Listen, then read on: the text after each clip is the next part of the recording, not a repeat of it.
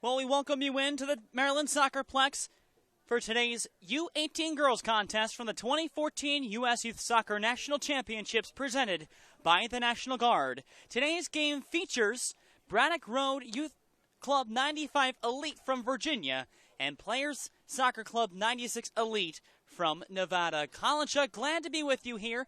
And this is the halfway point in day number 2, officially halfway for round-robin play for this 2014 U.S. Youth Soccer National Championships. Today's broadcasts and this entire week are brought to you in part by the National Guard, the official armed forces branch of U.S. Youth Soccer, and presenting sponsor of the National Championship.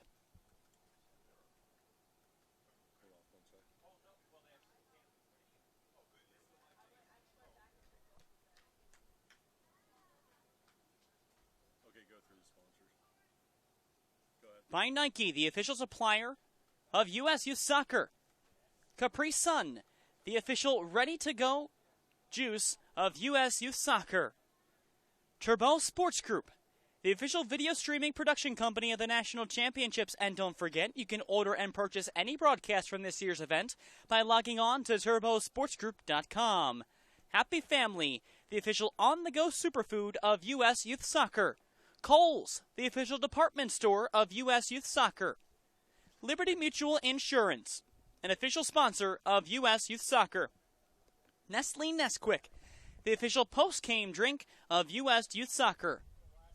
Skills, the official player performance training sponsor of U.S. Youth Soccer. Sports Authority, the official sporting goods retailer of U.S. Youth Soccer. Wilson Trophy Company, the official awards, medals, and pin supplier of U.S. Youth Soccer. The NSCAA, a proud partner of U.S. Youth Soccer. And Major League Soccer. U.S. Youth Soccer is the official grassroots partner of the MLS.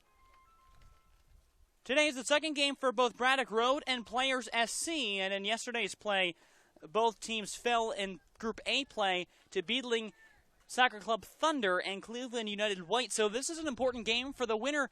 Possibly even a point will go a long way to really helping things out and trying to make this a bit better for both teams. Braddock Road will be going from right to left in white starting off this first half of play, and going from left to right in all blue as Players SC 96.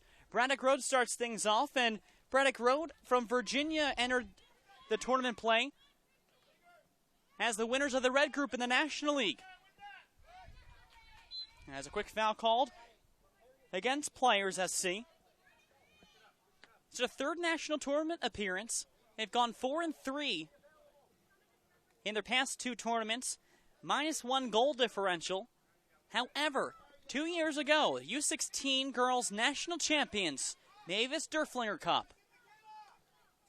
Not only that, Braddock Road's had some success in other leagues as well. And from the other side, Players SC, who are now in their attacking half of the field, they entered play as the Region 4 champion from Nevada, going 4-1-1 in their play, and 9 goals for in their first national tournament appearance. But they're coming in very good form, winning the last 3 tournaments they entered, including the Region 4 tournament, the Nevada State tournament, and the 2014 Player Showcase, as they're trying to keep it inside the 18-yard box, cleared away by Natalie Larkin of Braddock Road. And Braddock Road will be able to clear things up and out.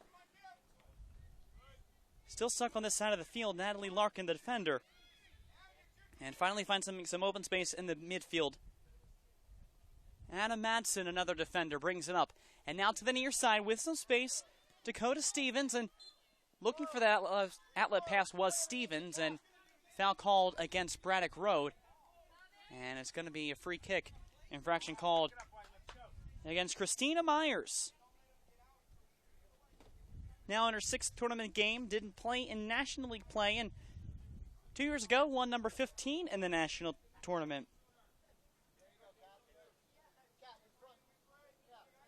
Players SC losing to Beadling SC Thunder, a 4-0 tilt. 2 goals from Maggie Scott in that game, toward the beginning at the very end of that game, as well as Katie Alexander and Malia Fabian. Right now they're keeping the ball mainly in their attacking part of the field, and now a throw-in for them. It'll be taken by Brittany Klenzer. Played 6 games as a defender in the Region 4 tournament. Cross inside the box, headed away by Braddock Road, and still kept in. Now back out by Natalie Larkin, and things will progress similar to how they have before. Ball goes out of bounds, and once again, Players SC are the ones to be the benefactor. Head coach Joe Slantic of Players SC commanding his players as it's cleared out by Madsen once again. And on the other side, Larry Best, head coach for Braddock Road. Both teams playing very recently in very different settings. And they're still waiting for a ball retrieval from the ball runners on the field. Braddock Road was brought into the W League, which is the tier just under the National Women's Soccer League, which is the top tier of women's soccer in the United States. They placed second place in the Northeast Conference, only behind Washington Spirit Reserves. And Washington Spirit actually playing here this evening at the main stadium at the Maryland SoccerPlex. But the Reserves team won 6-0 against Braddock Road in their Northeast Conference Championship and sent Washington Spirit Reserves on to the next round in the W League tournaments. Play goes out of bounds in favor of Braddock Road. Again, wearing all white with blue trim on their shoulders and sleeves and blue lettering. And Players SC coming right back the other way.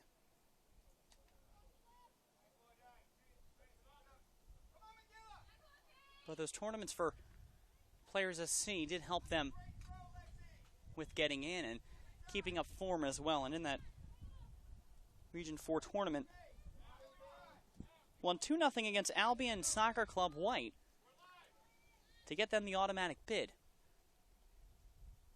As it'll be Braddock Road bringing it out from the far side. Elise Branton on that far side loses possession, now back the other way. Kimberly Olivares. She's battling for it. The striker, Brianna Collum. Now a strike, wide open net, chance for a goal! It is! Michaela Morris gets an early goal in the 5th minute of play, and early on, Players SC have a 1-0 lead. It's Morris' first goal of the tournament. And what a time to get that. Play was developing. All of a sudden, she found a seam right through the defense, trailed to the right of the goalkeeper. And now a 1-goal deficit early on for Braddock Road. And Players Soccer Club looking to continue the strong play they've had in their offensive half of the field. Nothing has been really settling for Braddock Road just yet. Once again, Morris, who just scored, now going out to the far side. Back to Morris. Up the far wing it goes to Catherine Bukowski. Bukowski on that far corner. Morris is an outlet. It comes out into center. Emily Neighbors plays it back in, but offside is called. And so it will come back.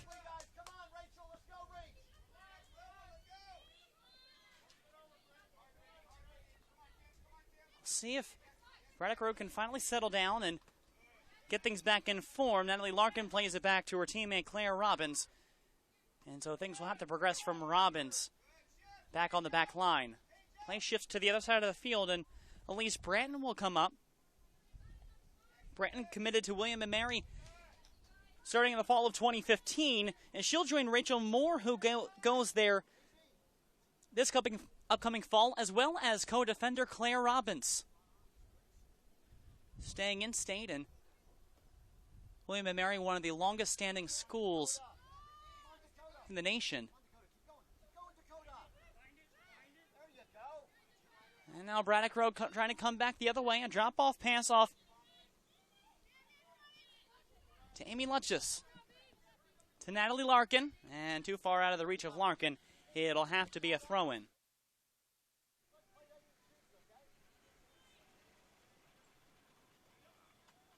Brittany Klenzer again. And turn back over to Braddock Road. Now, a chance to get it in towards center.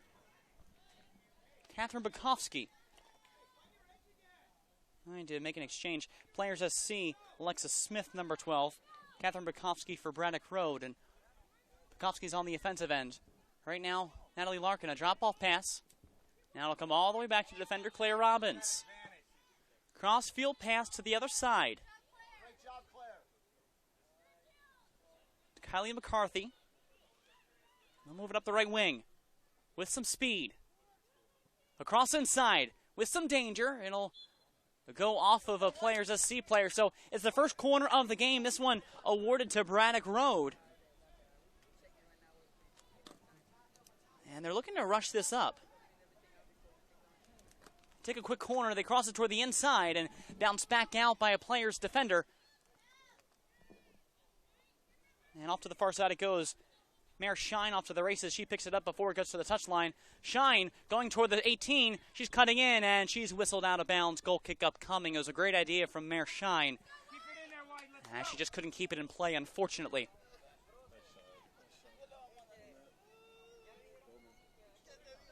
Alexa Murieta, goalkeeper for Players SC.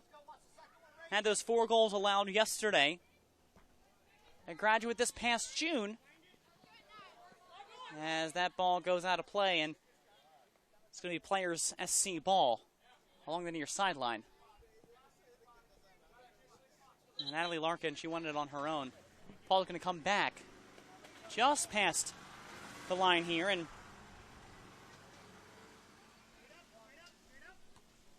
Brittany Cleansar with the throw-in. And dispossessed by Natalie Larkin, and she'll cross field. There's wide open room for Mare Shine, who just ran that ball out of bounds, but she couldn't catch up to the lead pass, so it turns the ball back over to Players SC one again. Again, Region 4 title winners, Players SC 96 Elite. They play second in Pool D with Inland Empire Surf 95 Coolman. But because they won the head-to-head match 1-0, they advance, and fortunately for them, help propel themselves into a position to win the semifinal and get to the Region 4 title game. And here they are now. Quick shot on from long distance for Emily Neighbors. It's cut off, and Braddock Road trying to come back the other way and get something going. Dakota Stevens keeps it in play, and just barely keeps it in play as well. And Larkin comes to step up. Taken back away by Players SC, and I have a feeling that a lot of play is going to be centered around this area, and Claire Robbins couldn't keep the pass inside for Stevens. It'll be a throw-in now for Players SC.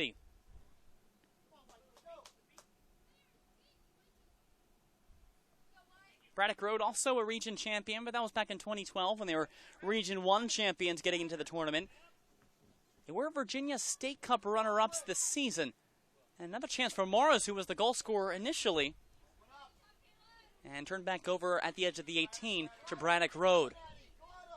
In the 11th minute now of this second game of U18 girls play, and it's 1-0 Players SC lead. The lone goal from Michaela Morris, the striker, her first of the tournament. And her first of the year between this and national and Region 4 play.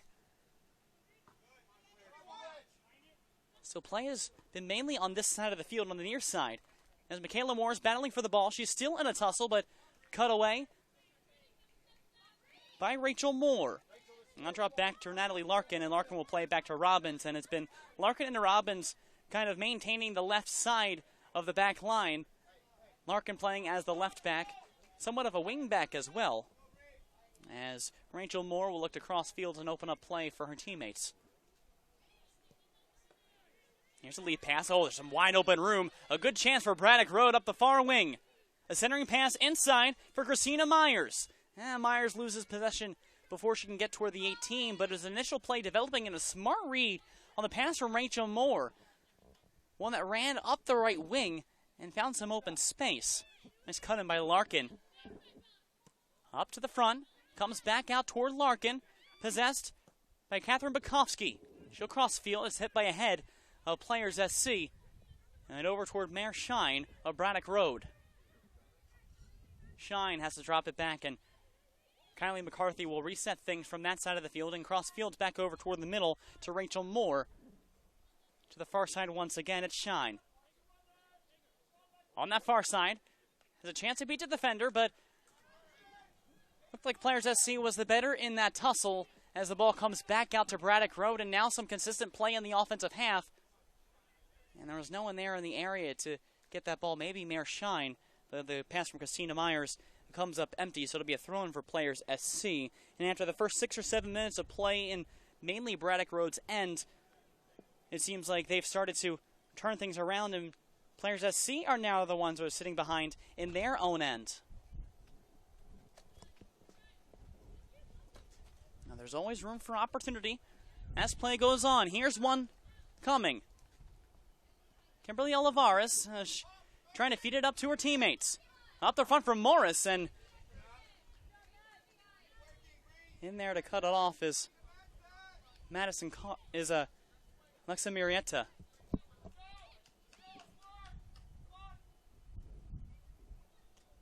I'll scratch that again, Madison Card. So back up the middle we go. Braddock Road, a through ball to Dakota Stevens. She has some room. Call it just probably a touch or two offside there. Looked like she had an in route, but a little too early on the time run, so it'll turn the ball back over to Players SC.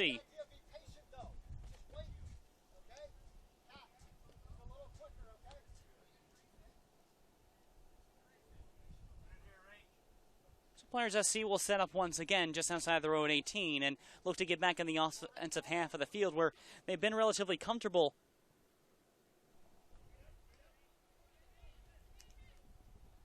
over the course of the first few minutes of this game. Still playing up the middle, looking for a give and go. Comes out to the near side, and no one for Braddock Road seemed to want to pick that up. So instead it's going to come back the other way, and a chance here for Brianna McCollum. McCollum puts a shot on, off the top of the crossbar. She made an effort out of what seemed to be a slim chance, and it almost paid off for her. Back to Braddock Road the other way. Kylie McCarthy feeds it up the far wing. And now they'll drop it back once again, and moving backward to go forward, it'll travel all the way back to the goalkeeper Card. And so now Braddock Road has to work back once again. Elise Branton up the right wing. And there was no one in the area for Braddock Road. And now it comes to the captain, Rachel Moore. Moore, long lead pass up the left wing. And Natalie Larkin just wasn't there in enough time. So it goes back to Players SC possession on the near touchline. Brittany Klenzer will take the throw in here. As we take this time to remind you that the 2014 U.S. Youth Soccer National Championships are brought to you in part by Capri Sun, the official ready-to-drink juice of U.S. Youth Soccer. Turbo Sports Group, the official video streaming production company of the National Championships. And you can order and purchase any broadcast from this year's tournament on turbosportsgroup.com. Michaela Morris just muscled off the ball in the offensive end. She's down for a little bit. She'll be back up in just a moment or two. As Michaela Morris is in the area, an open ball, a bad pass from Braddock Road, and she's called offside because she was out behind the play. That was a poor decision for Braddock Road, and well, Players SC unhappy about the golden chance to make it a 2-goal lead for Michaela Morris. Now the other way, Natalie Larkin. Larkin has a chance at the edge of the 18 to cross it, going for goal, and stopped in front by Alexa Murietta, the goalkeeper, and preserves the 1-0 lead heading into the 17th minute of play from field 14. The other game going on right now, field number 3, Beadling SC Thunder and Cleveland United White. That game will determine who will be possibly in first place in this group, and that result will weigh heavily on the result of this one as we get closer and closer to the final day of round-robin play. And Rachel Moore, the captain for Braddock Road, is advancing to the other side of the field and quickly taken away. No one's in the area, but it will go out of bounds for a throw-in for Braddock Road. Against tournament opponents this year, Braddock Road 1-0-1, a 4-1 decision against Beadling Soccer Club Thunder, who they'll play tomorrow. And they also drew 1-1 to Match Fit beat A match fit beat from New Jersey. They're in Group B play. They're currently sitting second in that group after a win yesterday against Gretna Prima 95-96. But a chance here in front of goal just bounces over the head of Braddock Road. That's Dakota Stevens. Back to Larkin. Larkin inside and touched away by Players SC. Back out to Moore. Moore with a cross and a chance out toward goal, and goes just wide. It'll be a goal kick once again for Players SC. But Braddock Road is starting to put together a string of a few very good successions of plays to bring the ball up front and make it dangerous around the 18-yard box. Even if it isn't on net directly every time just yet, eventually Players SC will start to drift back a bit if the attacking continues from Braddock Road. Ball still has to be won, eventually by Players SC for the time being, and touched away by Braddock Road. A give and go. Looking to develop, Christina Myers now outside to Bukowski. And Bukowski, she can't keep that ball in play. She'll knock it out of play. And it'll be a throw-in now for Players SC. And the first substitution upcoming for Players SC. In just a few moments, but the throw-in upcoming right now along the near sideline. And Emily Neighbors, she can't find a teammate, instead finds an opponent. As Players SC comes back out the other way. Michaela Moore looking for a lead pass up the far wing. Alexis Smith. And that ball is won by Braddock Road and cleared out of danger by Madison Card. It will be a throw for Players SC. But it's smart to at least play it back to the goalkeeper and realize that you can take off some of the pressure off of the ball handlers. Both teams will have substitutions on either side. Braddock Road, Olivia Feigl and Kyla Seymour. And on the other side, Players SC, Darian Gambetta, as well as Tessa DeYoung. So in the 20th minute, the first substitutions for either side, and you wonder how the play will develop too, with the heat creeping up in the mid to upper 90s today as well. And here's a chance in front toward goal, and that was Brianna McCollum out in front, and it'll be a goal kick now for Braddock Road once again. McCollum has had a couple good chances early on in this game. First one, she made a decent chance right through the defense and hit it off the top of the crossbar. That one, it just couldn't direct the ball toward goal well enough, and instead goes out of bounds. So now that'll be set up in the attacking half for Players SC instead. Drop back along the far side, coming to Moore. And now they're looking to go around the horn and having some trouble getting it out of their back line. Working through their captain, now to the near side it will be Claire Robbins and presumably Natalie Larkin. Instead, they lose the ball to the near side. Off the right wing, Darian Gambetta, the new substitute, coming inside. And it was Olivares looking to go back outside for Neighbors, and found nothing but white shirts instead. Now it's Larkin on the near touchline, back to Robbins. And good offensive pressure, too, by Players SC. Even when Braddock Road is taking their time coming out of the back of their formation, at the same time, they're really putting on a lot of offensive pressure and not letting them come out easy. Forcing the play back into the attacking third for Players SC instead of forcing it in midfield play. Now takeaway by Darian Gambetta, looking inside for McCollum. And punched back in. It'll go all the way back to Card. And things will reset once again for Braddock Road here in the 22nd minute of play. Still a 1-0 lead, and Players SC have had the better chances and more offensive pressure, as well as a lone tally in this game, thanks to Michaela Morris back in the 5th minute of play. To the inside and back out go Players SC, looking for a run on the near side and cut off by Larkin. Now Larkin waiting, and she waits, cuts inside. She meets a couple defenders, so Rachel Moore steps in to help her out and advance out to the far side. It's Kylie McCarthy. Back to Moore. Moore looking to launch shine. And instead, it goes off of a Players SC player It will be Shine's ball over on that far side. One more substitution waiting to come on for Players SC as the ball's launched toward the 18-yard box. Headed away by the defender, but it's still a chance here to volley it, and it was Catherine Bukowski seeing the opportunity. And now there will be an intermission for a water break here in this first half. Still 1-0 lead as we're in the 23rd minute.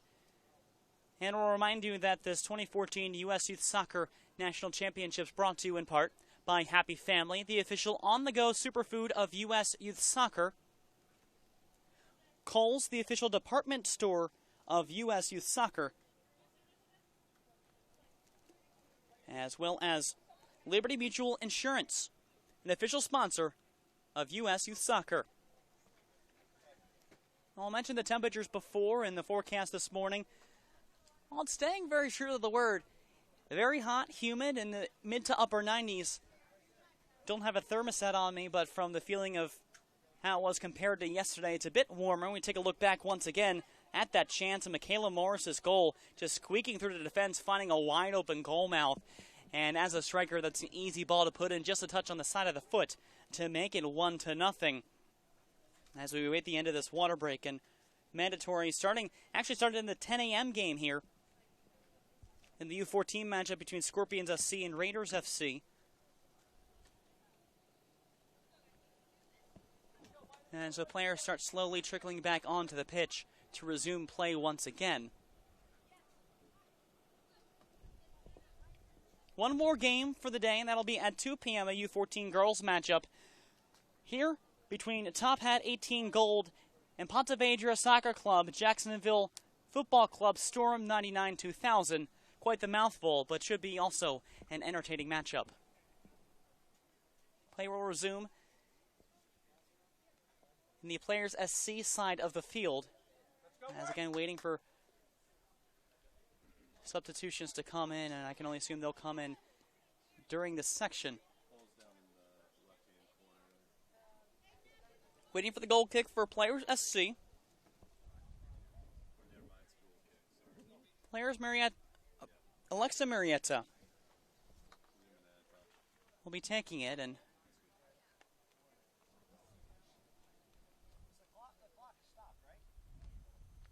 substitution upcoming for Players SC is just waiting the exchange as Alexis von Schottenstein coming on for her first appearance. Schottenstein, the lone tournament game yesterday, didn't play in the Region 4 tournament and is set to graduate high school next June.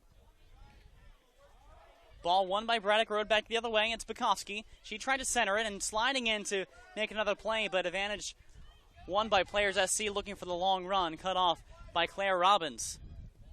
Now Moore, as the breeze starts to pick up here, a refreshing cool breeze. Mayor Shine, and Marietta is there to cut off any advancement from Shine. Shine's been on that far wing a number of times and trying to push the envelope, but hasn't been able to get through the defense just yet. As a player in blue goes down, then it'll be Braddock Road throw-in. Right out to the captain, Moore, to the near side. Amy Luckus to Larkin, and a little too far out for Larkin. She can't keep it in play. A throw-in for Players SC along the near side. Von Schottenstein, the new substitute. Right now pursuing the ball, and again, the pressure on the back line of Braddock Road paying off because they're having a lot of trouble moving it up the sides of the field. As yet we'll have another Players SC throw-in along the near side. Kim Olivares down the near sideline. Comes back in her direction. She's able to knock it out of bounds before Kayla Seymour can turn and go. So it's a throw-in for Braddock Road right in front of their own bench. Braddock Road in white moving from right to left, and Players SC in all blue moving from left to right, but now the position going from right to left. Olivia Feigl on that far side, racing toward the corner flag, looking to turn. Feigl still trying to center it in front, and that's whistled out of bounds for a goal kick by the third official on that far side.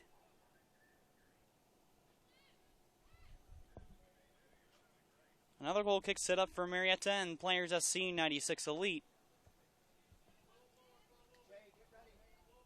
Ranked 23rd in the nation, 6th in the region, but number 1 overall in Nevada after winning the State Cup this season. Now a chance to go in front. Marietta is going to come out and stop the advancement of the play and turn things back over to our midfield section. Players SC won 2 games against LVPSA, 3-0 and 5-0 in that tournament, and overall had a plus 41 goal differential in ranked matches this season. Still trying to work out of their defensive half of the field, just knocked out of play, and so it'll be turned back over to Braddock Road once again along the near sideline.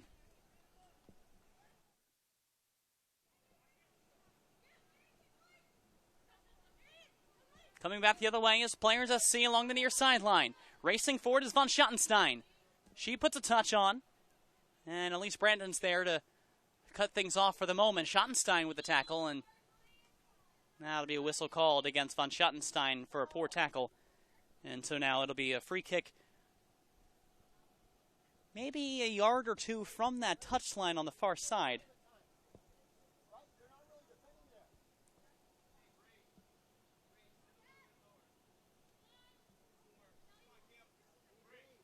Claire Robbins. Up to Lucas. Now they'll drop it back to Madison Card, and pressure by Michaela Morris. The lone goal scorer in this game as Rachel Moore turns to go. And that's cut off once again by Kimberly Olivares. Play is somewhat settled around midfield for a majority of the time. Moore wins the ball with a shoulder, so Natalie Larkin will pick things up along the near touchline. She turns to go. She has to cut back inside, shakes the defender off of her. And a long lead pass up to Feigl. Feigl going toward the corner, and it's off of the gloves of Marietta, and they're going to call that a goal kick instead off of Feigl. Looked for a moment, it touched off the keeper's hands, but it was just the outside foot instead of Feigl. But a wonderful through ball, though, to try to find Feigl racing in across the field over toward that near side and open up space. Those are the kinds of plays that will really benefit down the road, especially if Braddock Road can stay on this offensive burst. Seymour, outside the 18, still Seymour looking to cross. It's bounced in front. And out of bounds off of Brittany Klenzar. Stays in Braddock Road possession. Larkin will take this throw in right near the corner flag. Bounce back out to Larkin. Back behind to Bukowski. She's racing in to the top of the 18, trying to center in front for a head. It bounces up, still in danger, a volley in. And right into the gloves of Marietta. A decent chance, though, by Braddock Road. You got to like the aggression. Take another look at that setup. Wonderful thought by Bukowski to come up to the top of the 18. Found the head of the defender, and Amy Lucas just couldn't finish it past the keeper. And so we'll come back out once again, but this won't stop Braddock Road. They're in the offensive once again. Mayor Shine trying to cross inside, and Marietta's there once again to cut things off, though Braddock Road didn't have a player in the immediate vicinity. As von Schottenstein again loses possession of the ball, but won away by her teammate over toward the far side, and something that looked like it could have tried to develop and just stopped by Braddock Road as the 20 position player start to move up past midfield, staying toward the Players SC side. Saw that early on when Players SC was on the offensive before and after they obtained the goal in the 5th minute. And here's another chance by Michaela Morris. Morris with a touch ahead. She could try to beat out to the defender, and battle won by the defender this time, Elise Branton. And so things will have to regroup on the far side, now committed on Braddock Road. So things will turn back over to Players SC once again. This is one of 2 teams from Players SC to make the tournament overall. The other team from Players SC was back in 2012, the U18 Boys Players SC 94. They also entered the fray. So this is good for the program, and a far outreach shot from boots of Brianna McCullum. And it goes right to Madison Card. McCullum's, again, not afraid to strike out from long distance and at least push the play up. And play cleared out of danger to the far side, out of bounds for a throw-in. As Olivia Feigl was breathing down the backs of the necks of the back line. Dropped off to the near side now. And another chance to move it outside. Another throw-in for Natalie Larkin and Braddock Road. Here as we're in the 33rd minute toward the 34th minute. Still a 1-0 lead for Players SC. Just past the mid-stages of this first half of play. Robbins tries a volley and past the midway line, does so successfully, but he'll go back and forth to try to reset things and open up to the far side. And cut through this 4-4-2 formation for Players SC, putting up two strikers instead. And Michaela Morris still around a lot of the play as the ball advances up off of the foot of Tessa DeYoung, the substitute. And substitutes will come in now. Erica Riddle will come in for Players SC. That should allow Brianna McCollum to take a breath. Ritter also didn't play in the Region 4 tournament. Set to graduate next June as well. McCollum coming off from Cal Northridge, played this last year at the collegiate level for Cal Northridge. In 18 games listed, 6 starts, 3 goals, and an assist. And she was playing in most of the play, especially as a striker, as many bodies as possible. And Braddock Road will send in Jennifer Boyles as Rachel Moore receives the throw-in coming from the outside.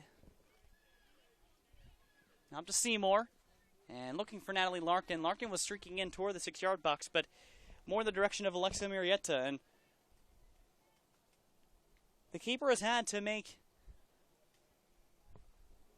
a lot more stops because the ball's trailing in toward her area. Not all of them dangerous, but enough to keep her on her toes as Michaela Morris touches up for Players SC, loses possession.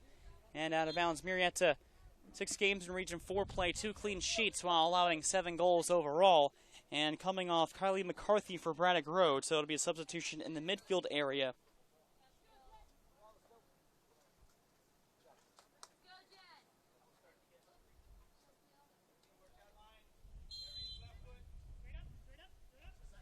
So the throw in by Players SC down to the near sideline. And one by Claire Robbins once again, and they're going to center it in front of the 18-yard box. Not much room, and turn back over once again to Players SC, and back and forth we go. Larkin, ball comes over this way, and so it'll be Natalie Larkin now to take the throw-in.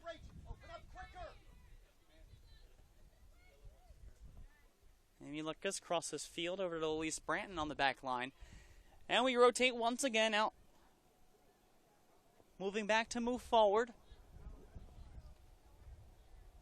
But it's been the offensive pressure from Players SC that has really forced play back into the Braddock Road end. It's just relentless effort by the midfield and strikers to keep play coming and to keep the threat in the back of the midfield and the front of the defensive line. But up the right wing, a chance here for Braddock Road. It's Shine. Shine trying to cut in, too many players in the area, and instead won by Players SC and out of bounds. Smart heads-up play by the defender. So now we have a throw. Back to Moore. Everything seems to cycle through Moore, too. Across inside to the 18, rolls right to the keeper, who will just pounce right on top of it to control a possible rebound.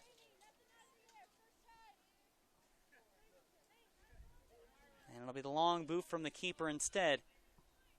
Right now toward Erica Ritter. And she's not able to keep control of it. It'll all go back to the back line.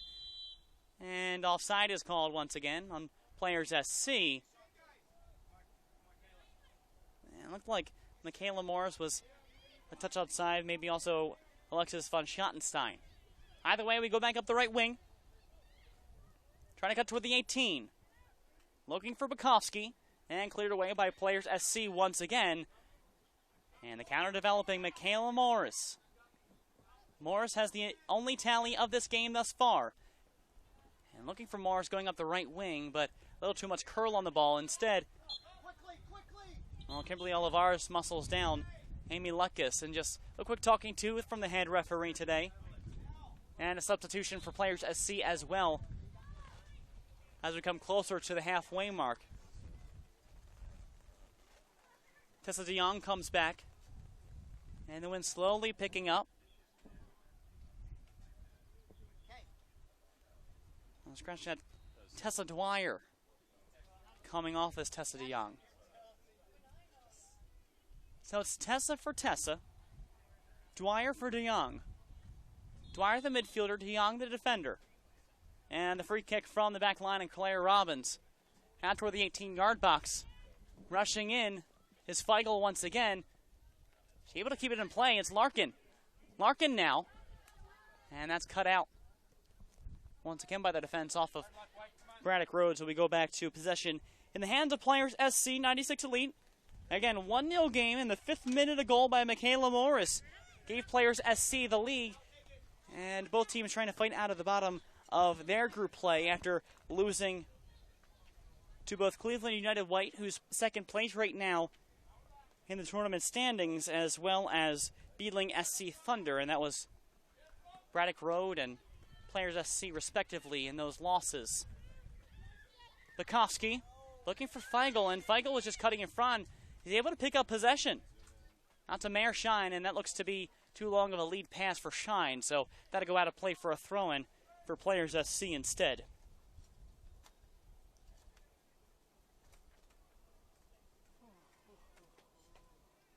Players SC, interesting too, they're the only team to advance in any of the U18 Girls regional tournament with a negative goal differential. That was a -2 goal differential.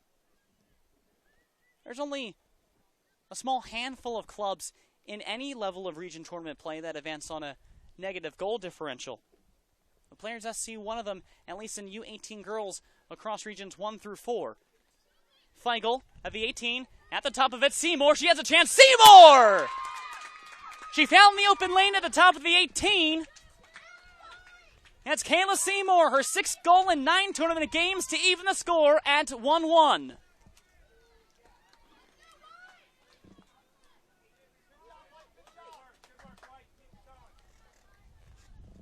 That's the first goal for any Braddock Road player, and it comes at a crucial time at the end of the 40th minute. A wonderful setup from Bukowski and Feigl. Bukowski to Feigl, and then the defender had to pinch in, so it had to be Kayla Seymour, and all she had to do was put it right by the right side of the keeper, Alexa Murrieta. And now we're back even once again for the second time in this game.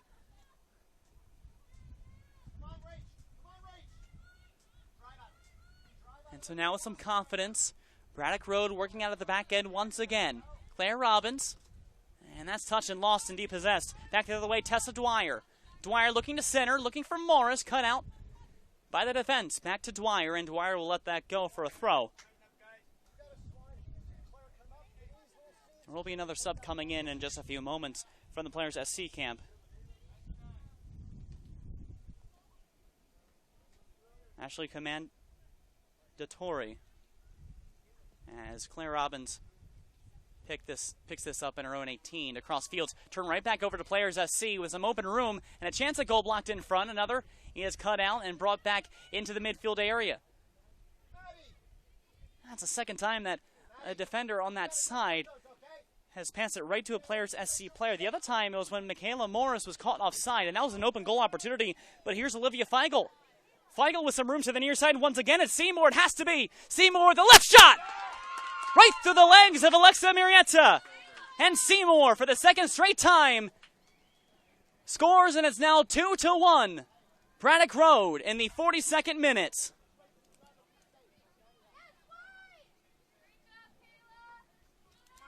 2 goals, 3 minutes apart, and it's both off the foot of Seymour. And for Seymour now, that makes it goal number 7. She now has at least 2 goals in all 3 tournaments she's played in. And another beautiful setup off of the foot of Olivia Feigl. Feigl also has 2 assists on the play. Finding the open lane, drawing 2 defenders, and again pinching in, leaving Kayla Seymour wide open. And one-on-one advantage goes to the attacking player every time. And so a 2-1 lead just like that. And now Players SC has to be on the advantage if they want to equalize before they get up to the first half break.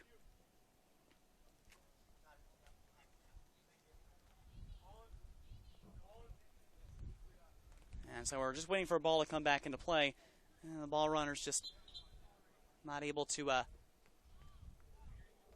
get things going. And just looking for another ball. One of the runners just not able to make it over fast enough. So finally one of the other runners back behind the net of Braddock Road, finally able to get the throw-in ball ready.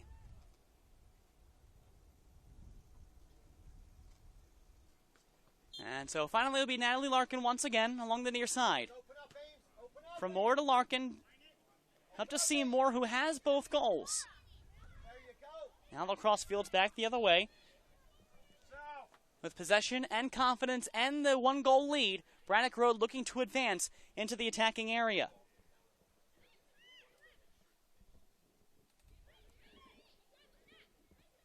Moore looking to the side and just out of the reach of Natalie Larkin. And so a substitute will be coming in. It's Gabrielle Altmansberger.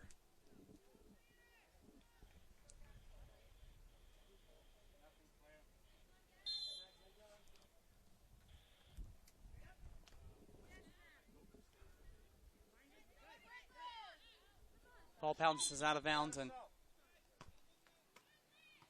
that's called in favor of Braddock Road as we have 3 additional minutes added on. Onto this first half, Claire Robbins, bad play on the ball, tries it back to her teammate over to Branton, and Branton's able to clear out of danger with 2 Players SC runners threatening on the attacking side. Now up the far wing, Feigl, who has 2 assists, set up both goals by Seymour, and ball shielded out of play for a goal kick in favor of Players SC. When we cut to the halftime break, we'll give you highlights and a recap of everything that went on in the first half of play. From field number 14, it's been interesting thus far. Possession dominance going in waves back and forth, and now all of a sudden, for the final 7 minutes of this first half, it's been all Braddock Road. And the chain play to set up Kayla Seymour both times has paid off dividends. And getting Braddock Road back in form. Now, Michaela Morris, too far of a touch. And instead it's Bukowski. Almost misses it, but comes to Rachel Moore, the captain, near side. And so play will move around and go up to the far wing. Now inside, it's Seymour. She's knocked down to the edge of the box, no foul called. Just ran into the other player. Now Rachel Moore looking to the far wing. It's Shine, and Shine's caught offside, so we have to drop back again around the 18-yard box.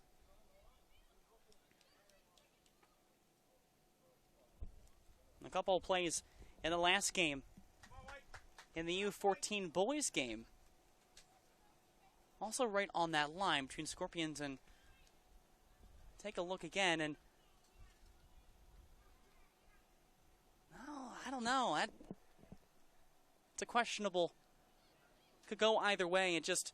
based on the viewpoint of the referee, as Players SC is able to get out of some danger deep in their own zone and travel up the far wing. Before being cut out quickly by Jennifer Boyles. Now back the other way, and just for a glimpse of a moment as we get closer to that first half whistle.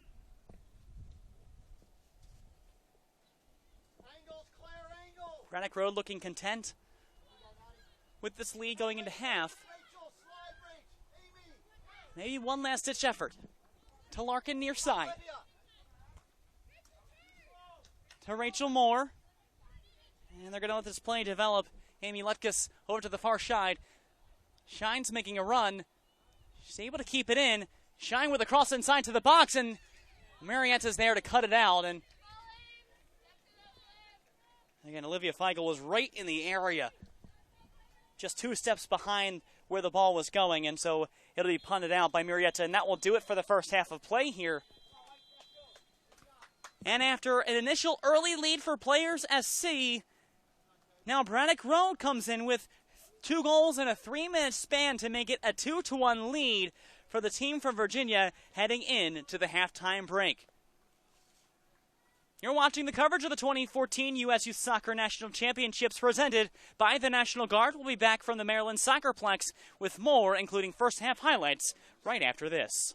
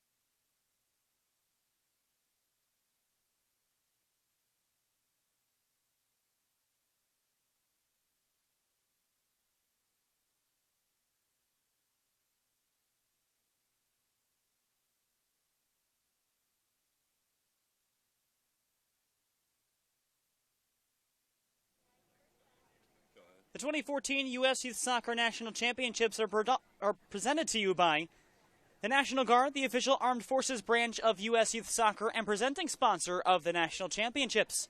By Nike, the official supplier of U.S. Youth Soccer. By Capri Sun, the official ready-to-drink juice of U.S. Youth Soccer. Turbo Sports Group, the official video streaming production company of the National Championships. And don't forget, you can order and purchase any broadcast from this year's event by logging on to turbosportsgroup.com.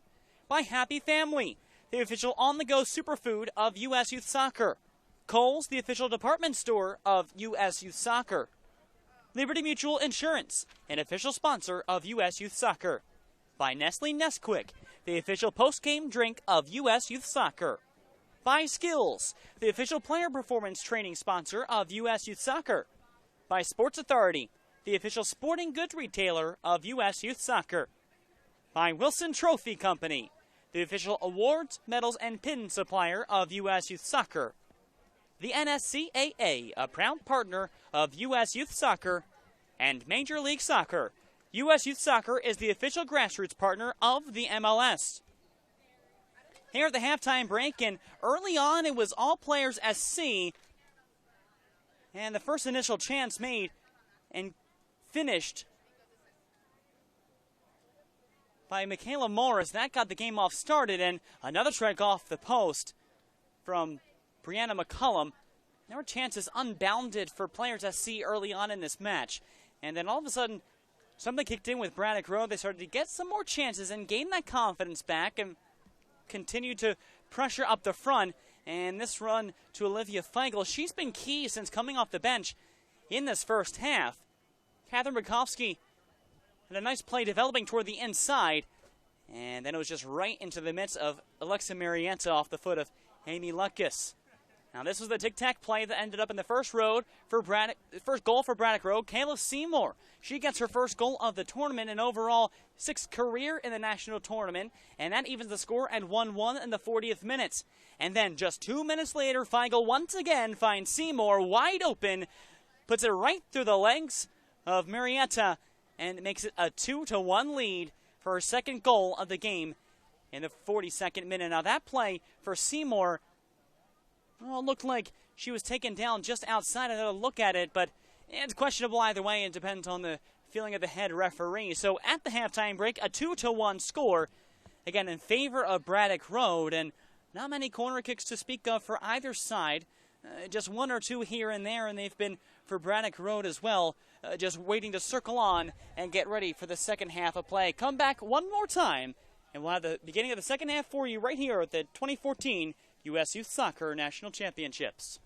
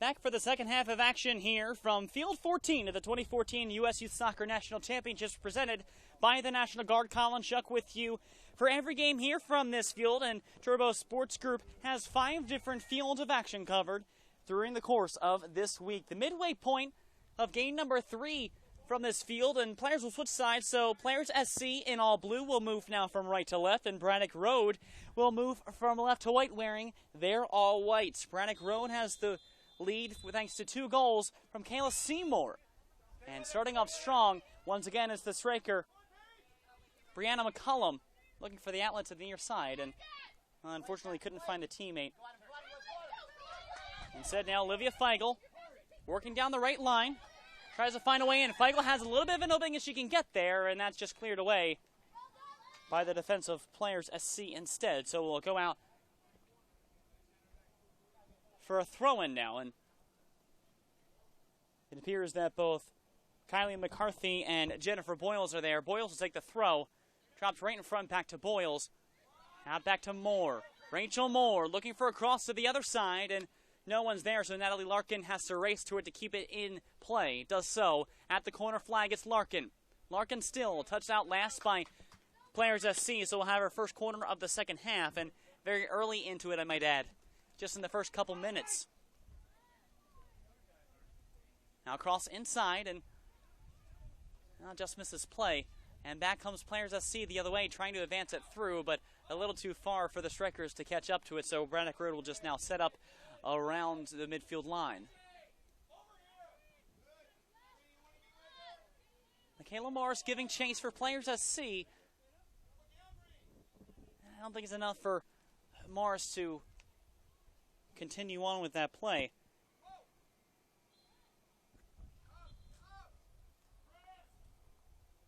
And now it'll be a foul called against Braddock Road, so a free kick upcoming for players SC.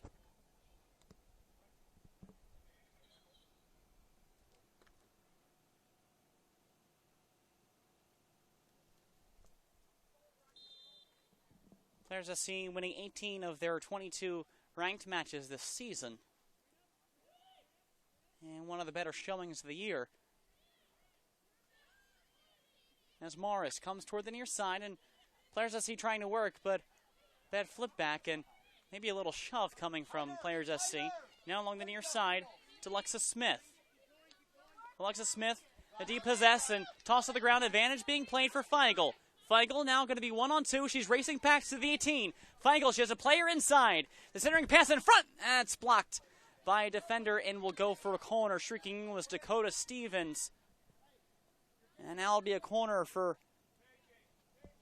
Braddock Road once again, the second corner of the second half for them. Jen Boyles will take it, playing in her 9th tournament game. Did have 1 goal last year in the tournament, in the 37th minute, part of the 5-1 win over Beadling Soccer Club Thunder. Tried to find Larkin, and there wasn't too much room to work with it. Now back the other way. Players, there was no one around for the pass across from Paige Chaffee.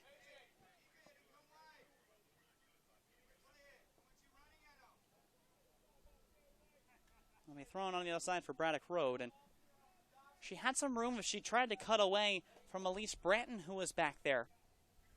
And at least give some time for her teammates to catch up with her, even if she had to come to the corner flag.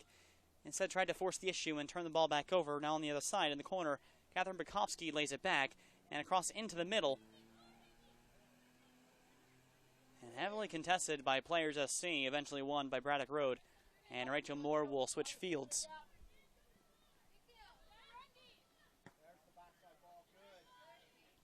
Going up for a header toward goal, and no one in the area, but a good look at least to get the ball toward goal. Catherine Bukowski with the header. As Alexa Murrieta will try to move it up and start the advance for players SC. Brandon McCullum had an idea if it went over the head. Now back to the near side, it's Schaaf. Over to McCullum, and nothing whistled just yet. Michaela Morris trying to cut inside at the 18, and that's taken away by Claire Robbins. Morris was trying to cut into the 18. She did have McCullum a little bit open on her near side. Now back the other way, Olivia Feigl once again. Feigl to the corner. She has McCarthy inside if she can get by. Still Feigl working. Nice tackle made. And the ball's won for Players SC thanks to a heads-up play from Ashley Commandatore.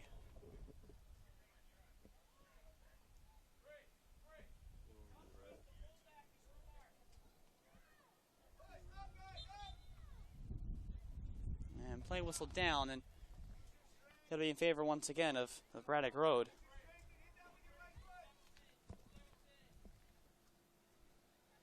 Braddock Road missing a pair of best 11 players from different years in this tournament. Kaylee Stallings, 2013 best 11 player. But back the other way it comes, Players SC, Brianna McCollum. McCollum with a lead pass up for Michaela Morris, and she's called offside at least 2 or 3 player lengths beyond the back line, so it'll be dropped back and put in the possession of Braddock Road. It's Moore working up the middle to Bukowski. Tried to lay it off to a teammate, goes over to Larkin on the far side. Natalie Larkin cutting into the 18. Larkin still trying to cut in front, and it just misses wide of the net. Olivia Feigl was right there. Just snuck by everyone on the way out. And it rolls out of bounds for a goal kick. That was a solid chance for Braddock Road to make it a 2-goal lead. And again, another cross centering in. This time Feigl was trying to make it her 3rd point in as many goals with 2 assists. And unfortunately, she wasn't able to convert on the play, and Larkin had the right idea to take it in and try to move it up. Now Moore to Feigl, inside to Bukowski. Bukowski not a lot of room, trying to move it up, and the play moving up for Boyles. Boyles finds it on the 18, goes off of the foot of Alexis Smith, and that'll be a corner once again for Braddock Road. 3 corners thus far.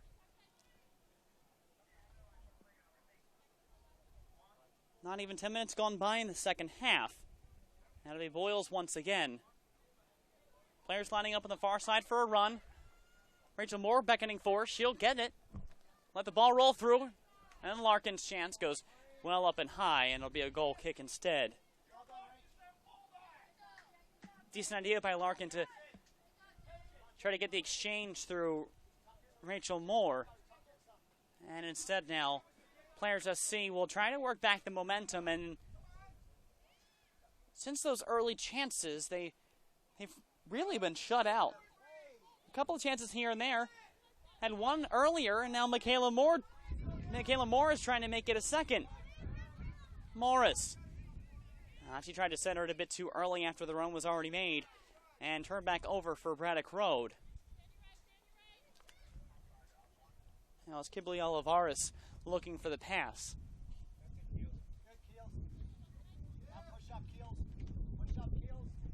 Wind picking up here. Across the full length, almost from right to left across the field. And a long lead pass for Larkin up the far side. Larkin, if she can get there, she brings a touch in front. Larkin, she keep it in, cross in front, and taken away by Alexa Marietta. But that's the second solid cross coming in from Larkin from that far wing. Instead of Feigl, the better opportunity would have come from Kylie McCarthy. As Bukowski goes down, and a foul is called against Players SC.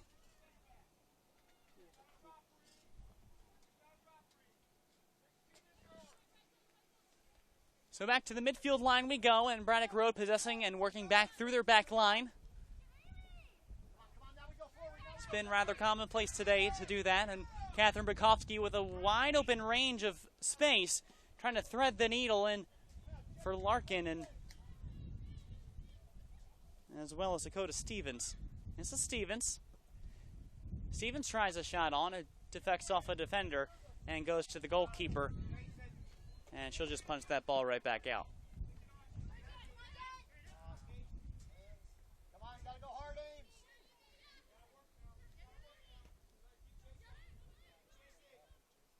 Now to the back and through Rachel Moore.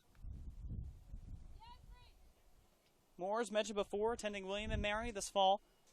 2 goals in 7 games in the National League. Both of them pivotal goals. Won a game tire against Matchfit Beat in the 1-1 draw, and the other one, game winner in the 3-0 versus Tophat 14. Now it's Bukowski at the 18. Bukowski! And right to Murrieta. She didn't have to move very far for it, but able to at least work the defense to create a chance right at the top of the 18. It's almost an ideal spot because you have either side of the goal to go towards. And drop back in for a run for Braddock Road. Deeping in. Alexa Feigl to Boyles. Boyles toward the top of the 18. She's thinking about it. Drops it off for Bukowski with some room. And she'll have to tread lightly as she moves it back to Moore. Out to the far side. Once again, it's McCarthy, and just too long out of McCarthy's reach. And that'll be a goal kick. And a substitution upcoming now for Players SC.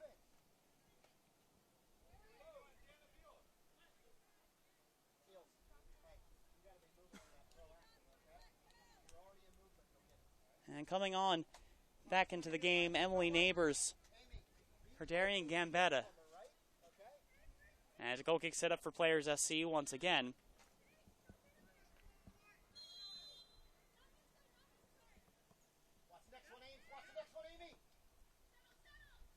Moore wins that ball very quickly. And coming back out to the near side. McCarthy drops back for Boyles, and they'll rotate around and presumably looking to go all the way back to the far side, or at least trying to move up the middle. And they'll go around the horn back to Moore on the far side. Moore with some space for Bukowski. Catherine Bukowski up front for Stevens. Stevens to the near side now, a chance. Here's McCarthy at the edge of the 18. Toward the touchline. Back for Stevens. Stevens has an opening. She tries. Bounce off the defender. Still in danger with Larkin. Back to Moore. To Larkin. Edge of the 18, far side. Natalie Larkin. And Moore's going to wait for it. Finds some room for Amy Lucas. She has a chance. She has some room. Back to the outside for McCarthy. And that's just too far out of the reach of McCarthy. But good development, though, from Braddock Road. Had a decent chance to move the ball around. And with the confidence that they have and with the contentment of Players SC to just sit back, it's might as well take your time trying to find the right opening, and had the opening on the right side. Tried twice to McCarthy. First time was taken away, and second time just too far out of the reach. Instead, Dakota Stevens now to the far side to Feigl. Cutting inside to the 18. She tries up over. That should be a goal kick for Players SC.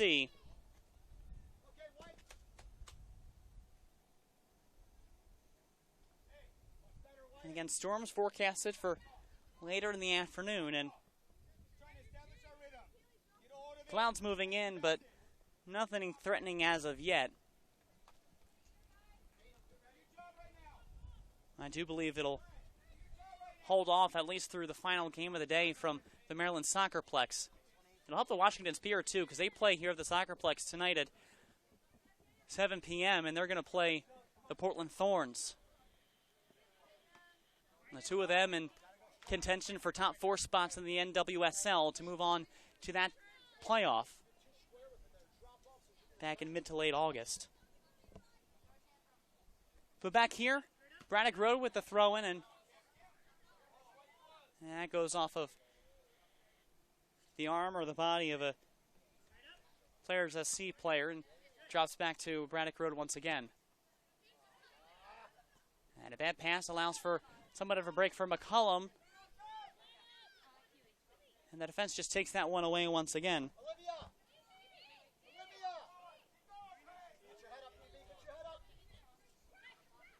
And now up the middle. Bukowski. Boyle's trying to disrupt play. And I'll go back to the clutches of Players SC once again. We will have one more cool down because of the heat and the temperatures here. As Catherine Bukowski outside to Natalie Larkin once again. Larkin to Bukowski. To Moore. Slings it out to the near side to Madsen. And they'll move it all the way back to the back line once again. And even the Players SC are still putting pressure up top.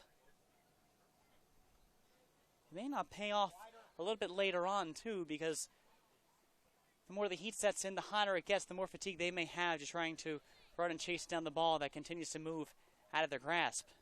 As it turns back over to Larkin on the far side. And they'll move it all the way back to the keeper to launch back out. Henry set play. Waiting to come on for Braddock Road. Tatum Newton.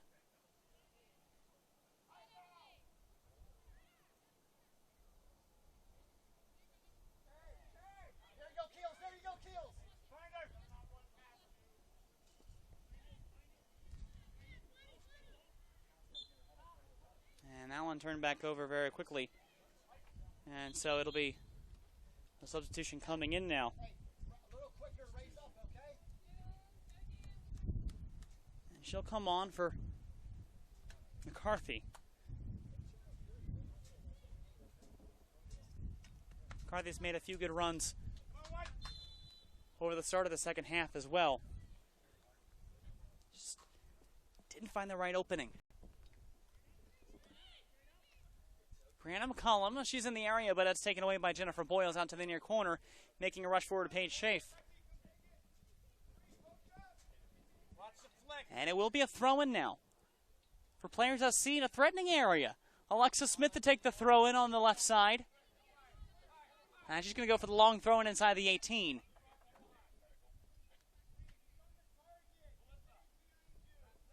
Just waiting to get set and deal everything out. Sladek and company trying to get everyone in order, but Braddock Road will knock the ball out of bounds. Michael tried to take it and couldn't keep it in place, so once again it'll go to the hands of Alexis Smith for the throw-in down the near sideline. Over the top of the head of Paige Schaaf, and it goes up and over, back to Tatum Newton. Dropped back off, and a flick on from Smith over toward the far side. And McCollum's there. She tries to flick toward Ned, and Rachel Moore swoops in and stops that threat before it can develop any further. Everyone keep the ball up in the air, not letting it settle. And Jennifer Boyles now, she'll retreat back, and she'll be able to clear it out of play. And at least to make it a throw-in for Players SC. 96 once again.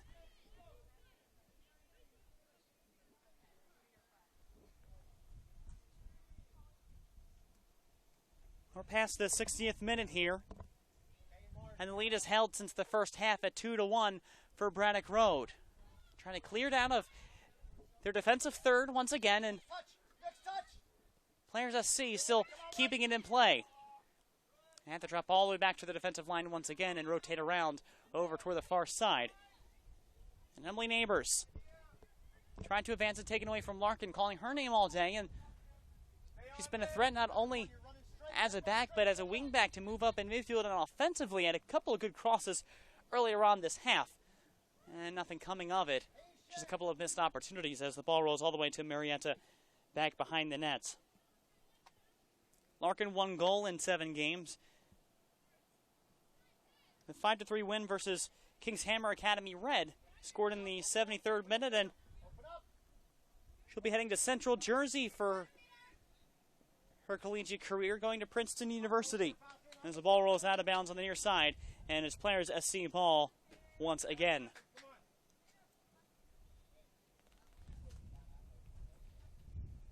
Just taking the time getting to the ball and conserving that energy is Alexis Smith, playing in her second tournament game. 1 goal in 6 games in the Region 4 tournament.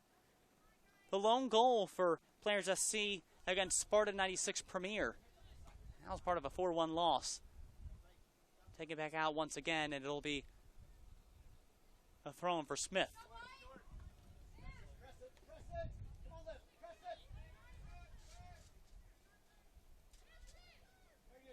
Olivia Feigl takes the ball away at the top of 18. Now Bukowski to the near side to Stevens. Stevens, she trips up and falls awkwardly into the leg. Bukowski still has the chance to make the play alive, and Feigl's there, and Stevens is still down for the moment. She just ran into the leg of one of the defenders. Nothing intentional, of course, but just trying to clear, and hopefully just the wind knocked out of her just at the edge of the 18. She tripped up just at the edge of the 18-yard box. Just fell into the player, and that's what it looks like. The wind was just knocked out of her. Breathing heavily on that far side. And just roll her over, get her feet up, and get the wind back through her, and she'll be back up and running. And in the meantime, Mare Shine will come in. Also had a goal in the game against Kings Hammer Academy in the National League, as well as Weston FC.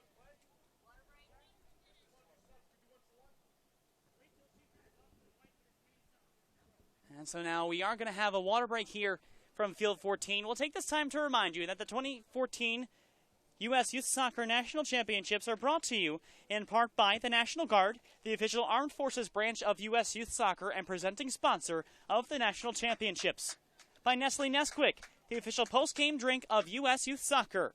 By Nike, the official supplier of U.S. Youth Soccer. By Skills, the official player performance training sponsor of U.S. Youth Soccer. By Sports Authority, the official sporting goods retailer of U.S. Youth Soccer. By Wilson Trophy Company, the official awards, medals, and pin supplier of U.S. Youth Soccer. By the NSCAA, a proud partner of U.S. Youth Soccer. And by Major League Soccer, U.S. Youth Soccer is the official grassroots partner of the MLS. Mare Shine will come in. And Dakota Stevens does come back up, and the wind just knocked out of her. And that's a hard blow, too, coming right to the gut, advancing in almost at full speed, just tripping up on the grass in front of her. 2-1 score, Braddock Road, still leading over Players SC. Both of these teams looking for their first points of the tournament. Players SC dropping their game yesterday by a 4-0 score to Beadling Soccer Club Thunder, the Region 1 champion out of Pennsylvania West. And they currently sit atop of the table in Group A in the U18 girls bracket with 4 goals and none against. And Cleveland United White, the Ohio North team, placed second in the blue group in the National League. They won their game against Braddock Road 3-0. So both these teams important draws overall for advancing to try to get into the semifinal play and just get out of the group stage. Players SC, it's their first time in the tournament in Braddock Road. This is their 3rd rodeo around. Able to win the 2012 U16 Girls National Championship, the Mavis Derflinger Trophy. Not only that, they made the W League Northeast Championship match against Washington Spirit Reserves. Fell 6-0 in that game, but placed second overall in the Northeast Conference, just in their first season in the W League. Had an overall record of 5-6-1 with 16 points. Minus 3 goal differential, but Washington Spirit Reserves looked in very good form over the course of that W League season. And it'll be Alexa Murrieta after the cool down to start things up and resume the second half of play.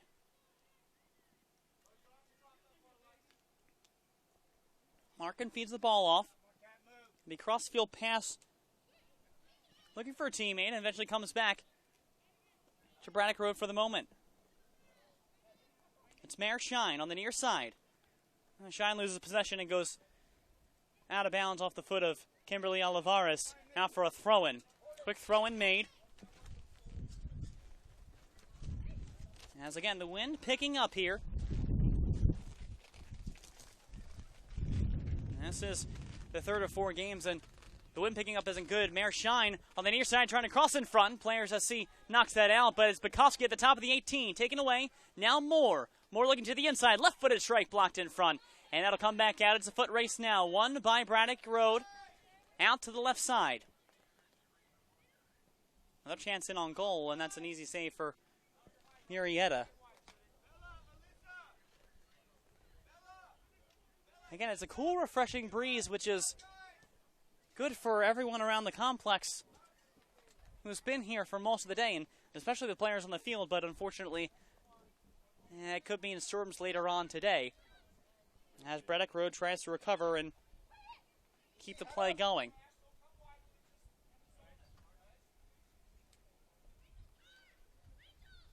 Rachel Moore at midfield, pushing the ball by Michaela Morris. Morris, the lone goal for Players SC, coming all the way back in the 5th minute and gave Players SC a 1-0 lead. And just after the 18, Mare Shine is there. She puts a punch in front. Now a quick shot on. Oh, that's blocked away by the Players FC defender. And a decent chance up front for Braddock Road to try to make it a 2-goal game. Instead, it's the near side. Boyles out. Still Boyles in front. Feigel's there and finally cleared out of the 18 in the danger zone, and it comes toward the near side and eventually taken out of bounds in favor of Braddock Road once again.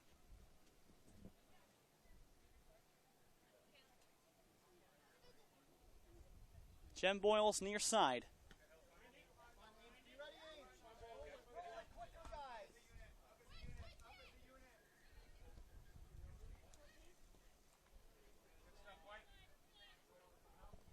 Braddock Road just possessing the ball very well in the continuation of this half as Larkin races up the left side. Larkin, she's trying to cut in. Larkin actually falls just outside the 18. It'll be corner off of Players SC. And Larkin's trying to contest to get the ball as quickly as she can. And so Larkin will take the corner. 4th corner for Braddock Road. And they're going to pull the players away from the corner itself. Rachel Moore was streaking in, looking for maybe a lay in front. Now inside to the 18, danger zone, a head on, and just missed by Catherine Bukowski. And so it'll go out of play. Now Kayla Seymour. Both the gate time goal and the go-ahead goal coming at the end of the first half. She'll check back into play past the midway point of the second half. And stepping off will be Newton to take a seat once again. Goal kick coming out for Players SC.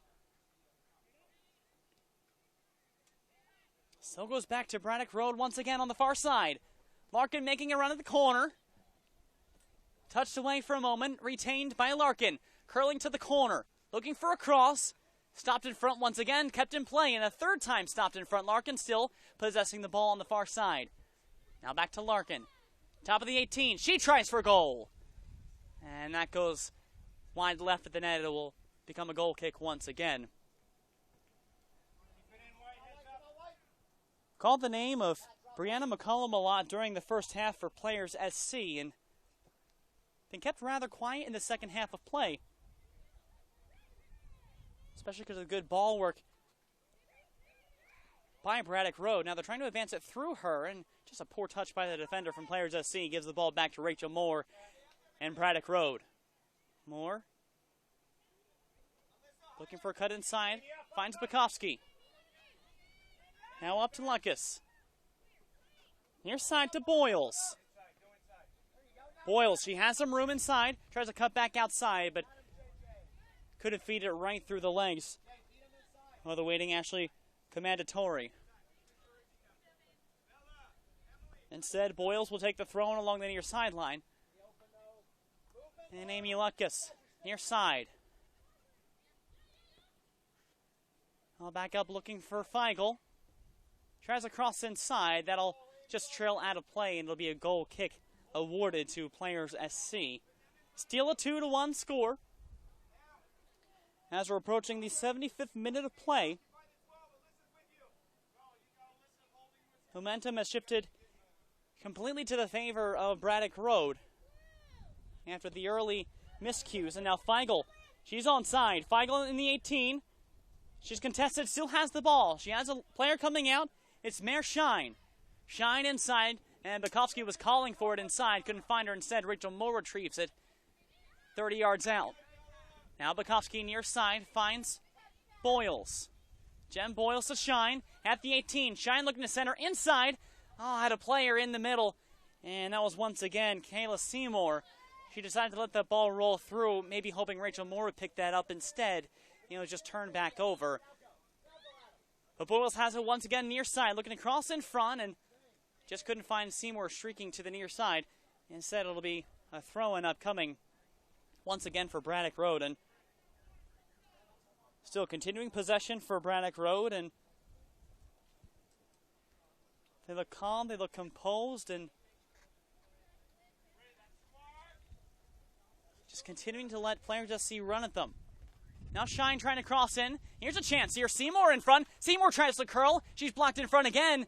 Squeaks out. And outside the 18 it goes. Larkin not able to keep it directly in play. But it'll travel back to the back line of Braddock Road as Michaela Morris tries to regroup and corral it for players SC instead. Moore finds Larkin, and they're going to swing around the horn to the near side once again. Boyles is waiting to the near side to try to help out the running Elise Branton. And Branton goes off of McCollum and out of play. Sense of urgency now from the bench of players SC, and beckoning from Joe Sladek to push the numbers up and get this momentum on their side. McCollum trying to push through. McCollum has an opening. And that's cut out of play by Elise Branton, but something could be developing here for players SC. Alexis Smith with a throw-in now along the near touchline. Looking for a run for McCollum, and McCollum wasn't ready to make the run, though. Ball runs out of play untouched. It's a goal kick now for Braddock Road. And an unfortunate turn of events for players SC, who continued to build and started to move the ball forward, thanks to a couple fortunate touches and some good play on the touchline by Brianna McCollum. Instead, they just couldn't find a connection on a throw-in and turns the ball back over once again. It's Braddock Road to the near side. Almost turned over off the foot of Shine. Braddock Road able to pick it back up. Players SC are still threatening and maybe sensing some confidence back on that forward line as they're finally being able to work and try to push the ball forward. Instead, Braddock Road and Natalie Larkin once again. Larkin up that far side, has a seam. It's Seymour. Seymour one-on-one on goal. She touches around. Seymour tried to put it in. Oh, she just wide left. She ran out of room after the initial lead pass from Natalie Larkin. Looked beautiful. Unfortunate trying to skate around Alexa Murrieta. She just ran out of room and a touch too far. Couldn't notch the hat trick, but does force a goal kick for players SC. Seymour will drop it back to Moore. Moore long lead pass looking for Larkin. That's cut out by the defense and travels back to the midway line once again.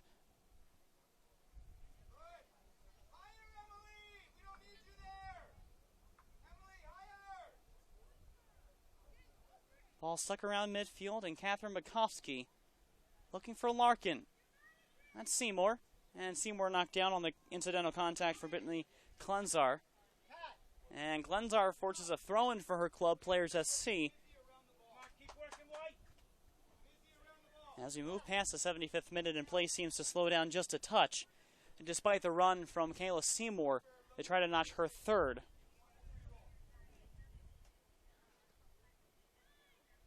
Play resumes, and Seymour just taking her time, looking for the lead pass over to the near side towards Shine. And Shine finds herself wide open at the 18. Shine with a touch forward, a second, and maybe a touch too far. That's cut out by the defense and rolls out of play for a throw-in. But a good idea from Seymour to cross fields and find Shine waiting. Just maybe take that first touch and then strike rather than strike after the second touch. Because at that point you're cutting off the angle and you're also not able to get the goalkeeper out of position. And still play is in Braddock Road's hands. Jen Boyles to Shine. Shine cuts back.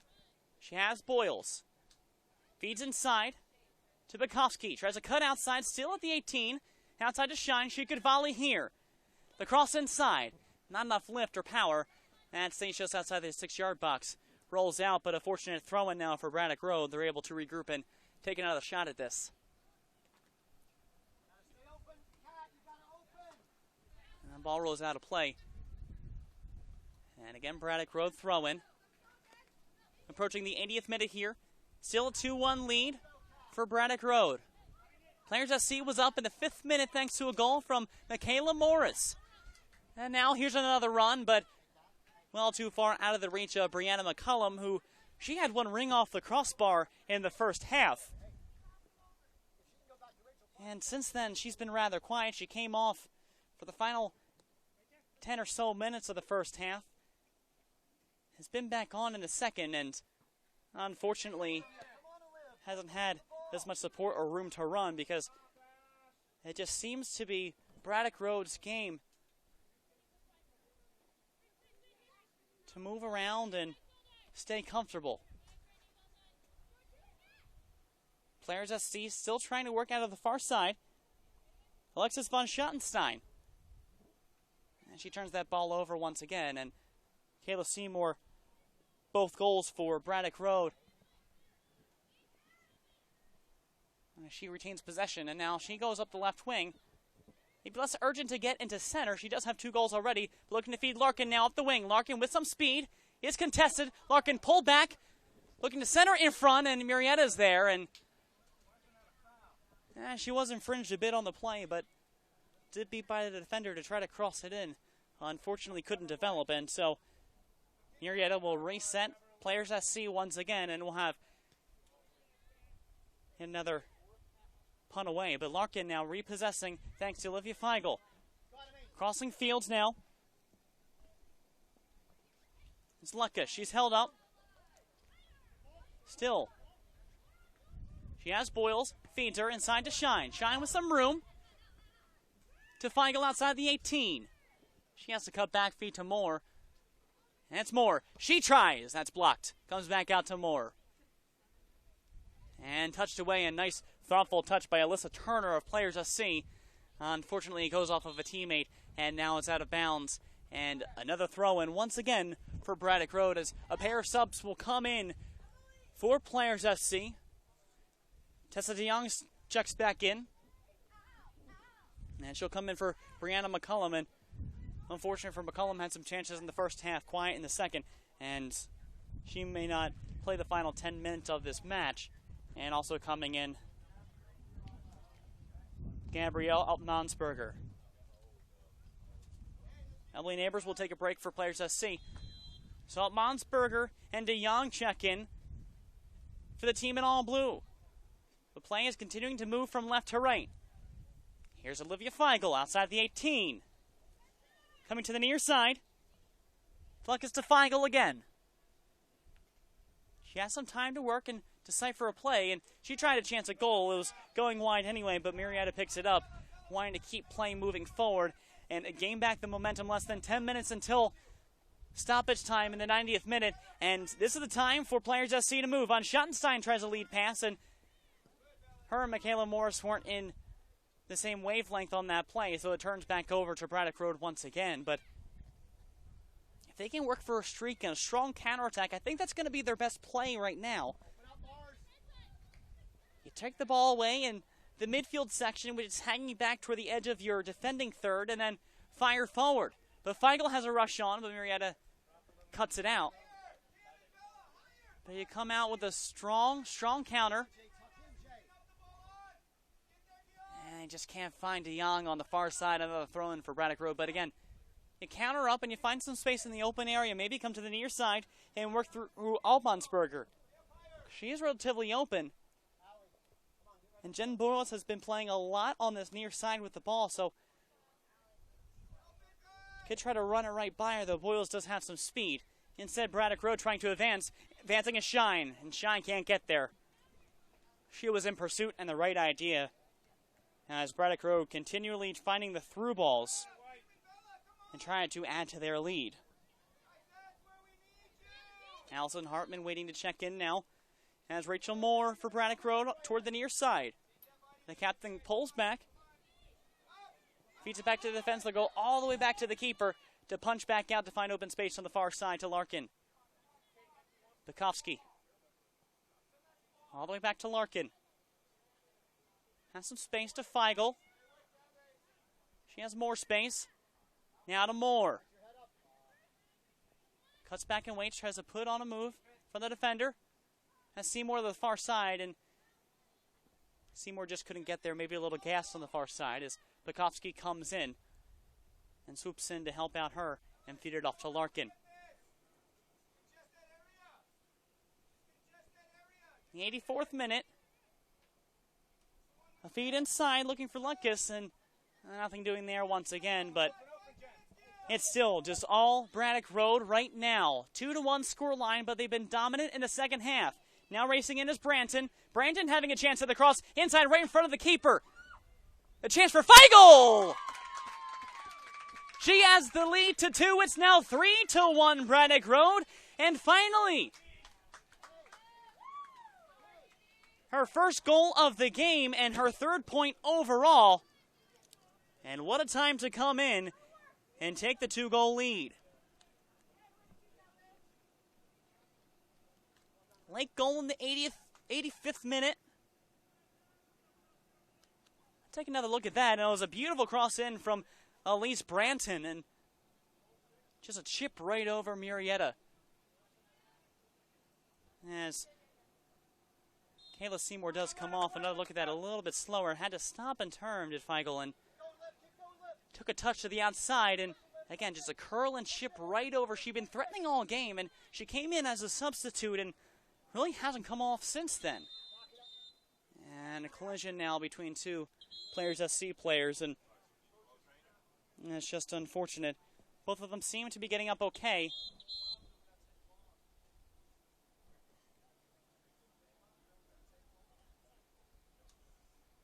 And they're waving him in. It looks like a contact up top, so I think they're going to have to pull in the trainer, and they're going to have to pull that Players SC player just because of the contact on the play.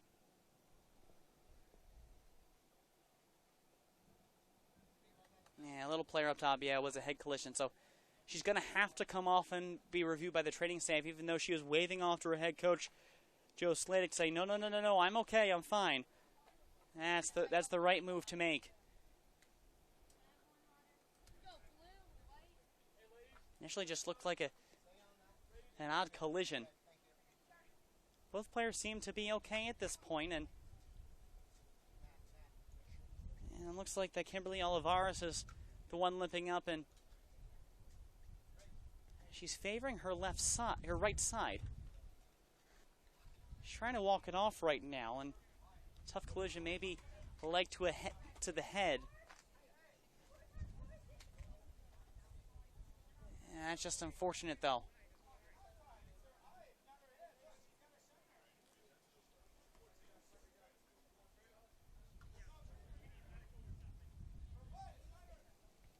And well, Players SC is trying to get player back in the game, but Sladik's saying it's just a shiner up top, but precautions have to be made, and no matter what, if a player comes off because of an injury up toward the head, you have to test for concussions, and that's what's being said right now by the head referee and the fourth official as well.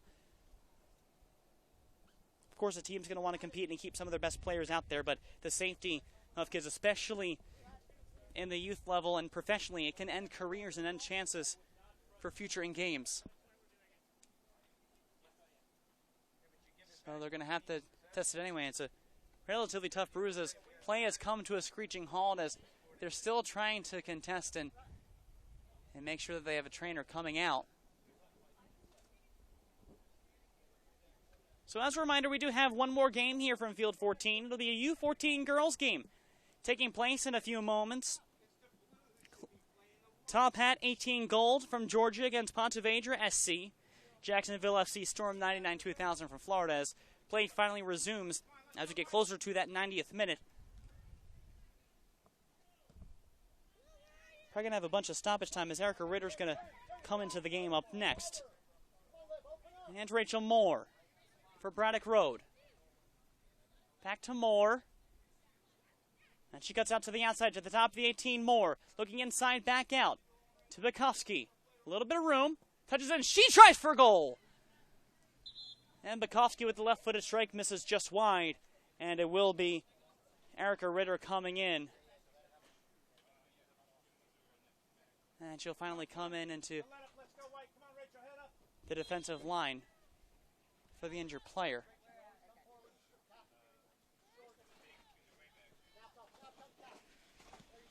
Alexa Murrieta goes right to Players SC, and still, Players SC have only had maybe 2 chances toward goal the entire second half. It's been all in their end the entire time, and that's going to be tiresome for a defensive line and trying to push things up, especially when it just seems like there's been an answer every time by Braddock Road. Now to the near side.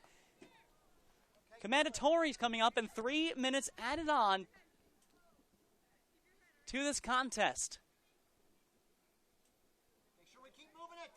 The final 3, a 2-goal deficit for Players SC. Braddock Road has been dominant in the second half of play, and they've been pushing the number up every side. Natalie Larkin has it now.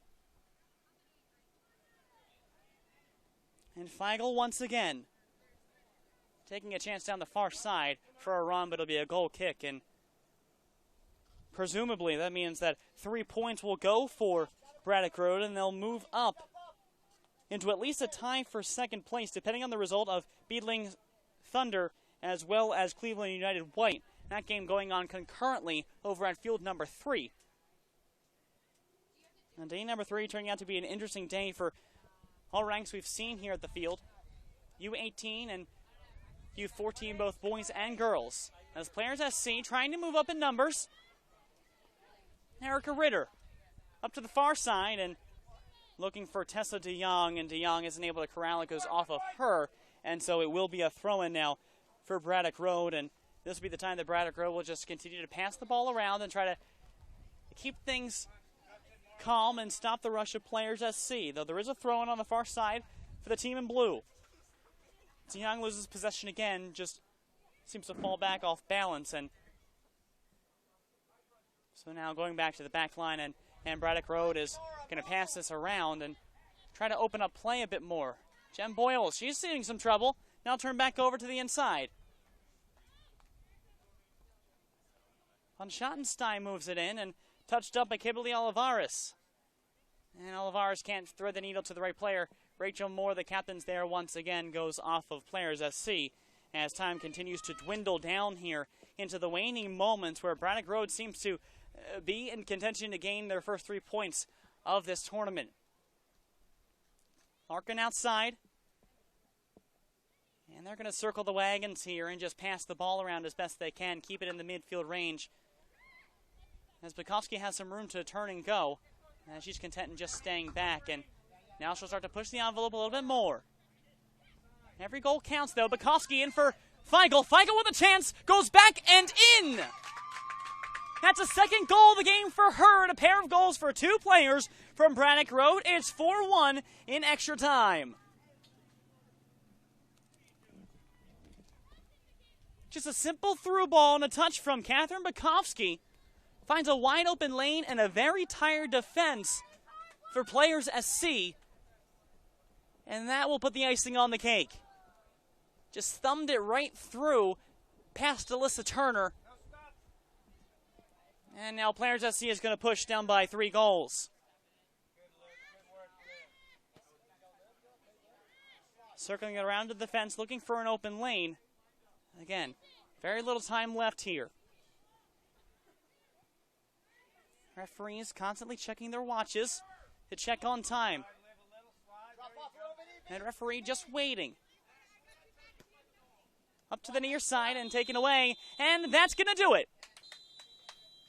Braddock Road earns a 4-1 victory over Players SC after being down by a goal in the 5th minute. They come back with goals at the end of the first half and 2 at the end of the second half to pull away with the 3 points in their bracket. And as mentioned before, that means that Braddock Road will move up to at least a tie of second, barring the result of Beadling Thunder and Cleveland United White. And for Players FC, this looks rather bleak for them to try to advance through their group play. They would have to have a whale of a time pushing through, because right now they're down by a goal differential of -7. And so it's a very, very uphill climb, and they would need a complete mauling of their opponent tomorrow when they play Cleveland United White, and hope that Cleveland loses as well so they can advance to the next round. Otherwise, looks like Braddock Road is in contention with possibly a 3-team looking in Group A for the U18 girls. Well, that'll just about do it here. On behalf of our entire production team, U.S. Youth Soccer, and all those at Turbo Sports Group, I'm Colin Shuck. Again, the final score for the Maryland SoccerPlex on Field 14 is Braddock Road Youth Club 95 Elite 4 and Players SC 96 Elite 1. We'll be back with more coverage from the 2014 U.S. Youth Soccer National Championships presented by the National Guard.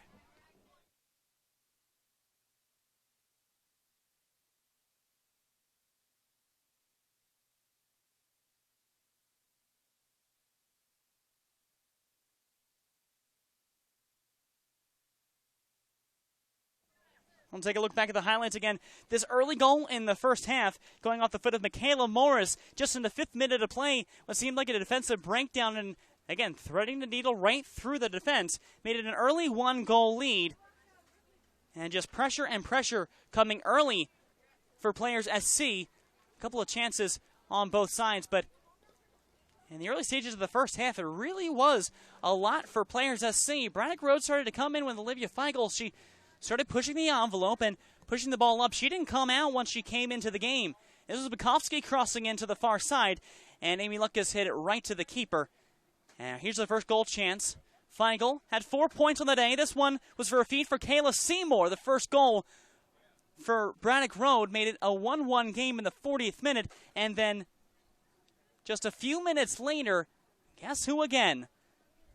It'll be Olivia Feigl inside for Kayla Seymour. The two paired up for 2 points in the first 2 goals, right through the legs of Alexa Murrieta, and it was a 2-1 lead for Braddock Road just 3 minutes later. At the end of the first half, still a chance there, but taken down with Seymour on the play. Into the second half we go, and we called her name a number of times across in front, looking for a trailing player, and that one was almost a 2-goal lead. Coming back the other way, Bukowski had a chance as well, and it just seemed throughout the course of the entire second half, it was all Braddock Road. It came to a point where ball was barely past the midway line into Braddock Road zone. Natalie Larkin was a big part of that, especially trying to race through the number of defenders on that far side, and this was a chance for Kayla Seymour to tack on the third for her day. Couldn't do so, but the feed inside from Elise Branton set up Olivia Feigl for her first goal of the game. That made it a 3-1 lead, and then a feed here from Catherine Bukowski to the same player.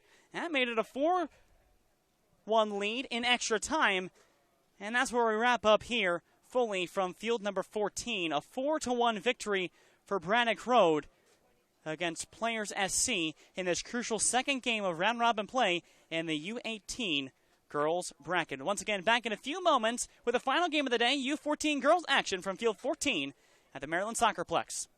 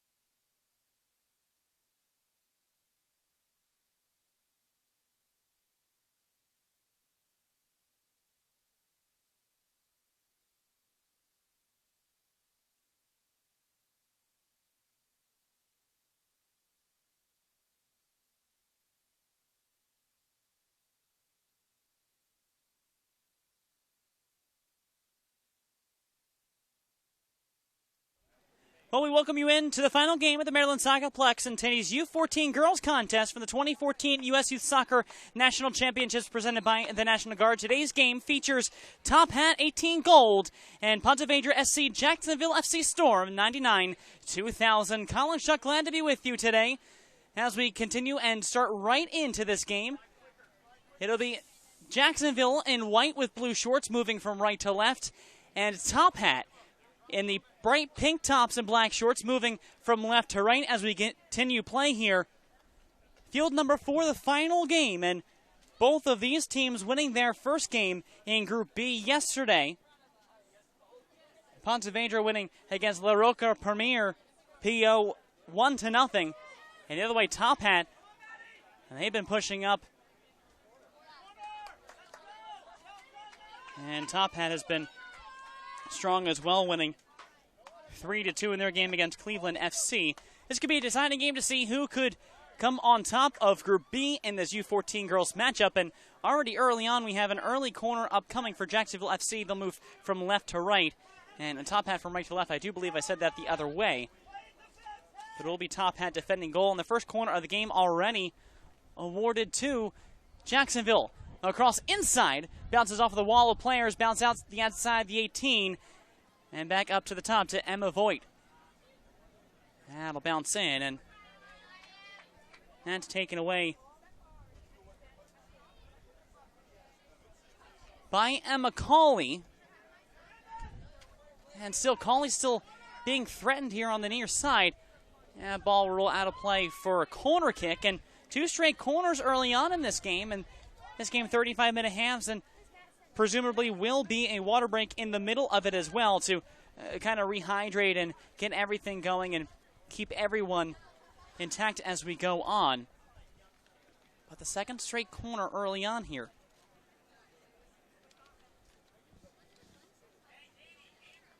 It'll be Danielle Anderson taking the corner here on the near side. Anderson for Jacksonville. Across inside, and that goes out of play. And so it moves for a goal kick. Sometimes we'll revert to them as Jacksonville, but for consistency, we'll keep them at Ponte Vedra because they're out of Ponte Vedra, Florida, just outside of Jacksonville, Florida. Tophat looking to re-corral, regroup, and refocus here and get play back up into their attacking end, but they're still stuck in their own end. Cross toward the middle. Cameron Hall. Back to her back line, and Olivia Dettles.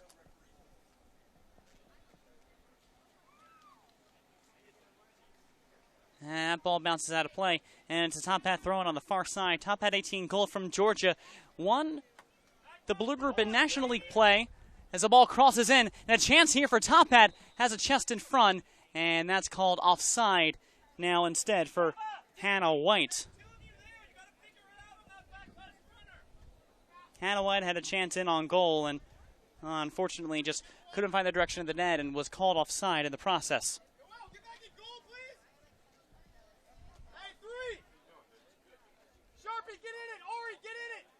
They're going to call a foul here on Ponte Vedra, so it's going to be Tophat taking this.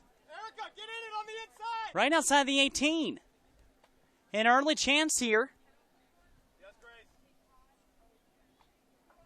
That'll be the captain taking it this time. Still in the first 5 minutes, and decent chances on either side. It's a good, strong start, and the cross inside. Here it comes, right to the keeper and stopped. And the ball will be moved out.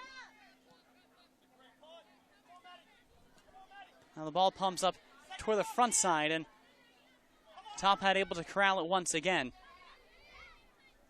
Still trying to move forward. Regan Kelly has to drop back to her back line, and Olivia Dettles. To the far side of the field we go. Trying to cross right back up the middle. Unfortunately, Mary Miller is there for Ponte Vedra and turns the ball back over to her team. Out the far side. As Tophat can't clear fully, and And it's a foul called against Ponte Vedra. Maybe an unintentional handball on that either way. It has to come back. So Tophat will regroup, as mentioned before.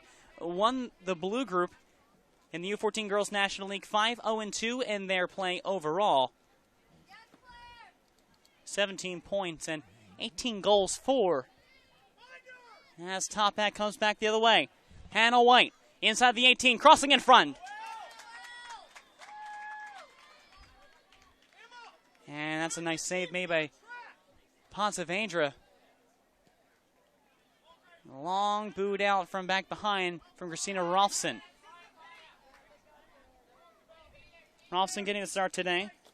Played listed on 12 games between region play and National League play. Ponte Vedra advanced from Jacksonville as the runner-up in the red group in the National League.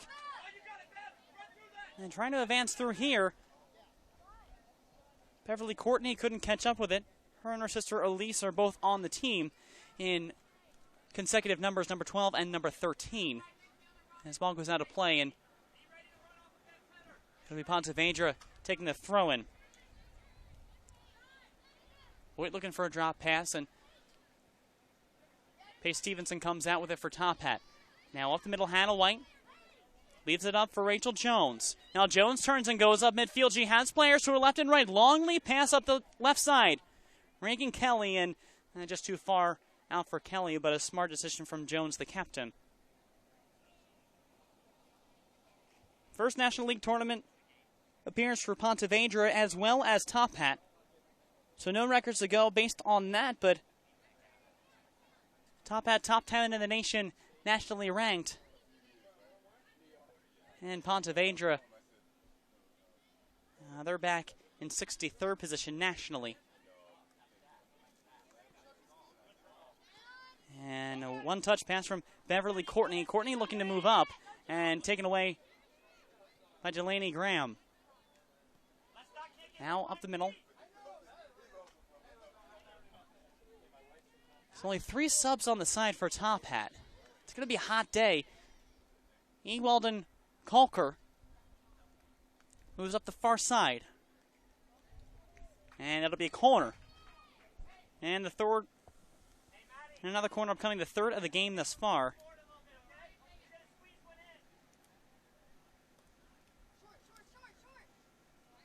And it's a short drop-off for Talia Staud. Staud takes a chance, comes out, is still in the 18, not completely out of danger just yet. As Tophat recovers, they'll have to circle the wagons and come back again for another pass.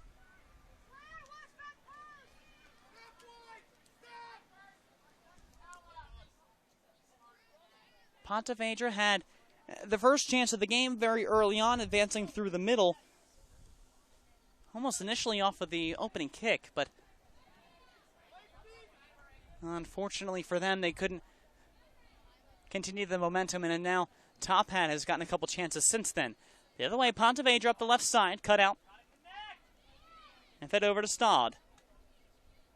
Up to the far side, E. Weldon Colker. That's knocked out of play against Ponte Vedra, so it'll be a throw-in now for Tophat.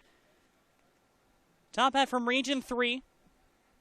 21 ranked matches, 13 wins out of those. Plus 10 goal differential. They won their game yesterday against Cleveland's FC, again 3-2. Trying to hold off right now. An advance from Ponte Vedra coming toward the near side. For Voigt. And Voigt can't corral it and turns it back over for Tophat. Jones feeds it out to the far side, and a counterattack coming up for Tophat. Feeding up toward the middle, toward Hannah White. And Hannah White goes down, and that's going to be a foul up against Ponte Vedra. It's going to be a free kick. And again, 3-2 win against Cleveland FC for Tophat. And Delaney Graham and Regan Kelly getting goals, as well as Rachel Jones. Jones got the opener in the second minute. And 2 of the 3 goals for Tophat were in the first half. They were up 3-0 in that game, and Vanessa DiNardo, she had goals 5 minutes apart in the 56th and 61st minutes to make it a closer game. Had 9 minutes to spare and just couldn't do much with it and forced the issue to try to earn that crucial 1 point on day 1. It's still Tophat waiting for the initial strike off the foul. Going toward the 18. A chance inside. The header toward goal. And that's just launched over top. Reagan Kelly with the header. Going up over top of goal and a nice cross off of the free kick.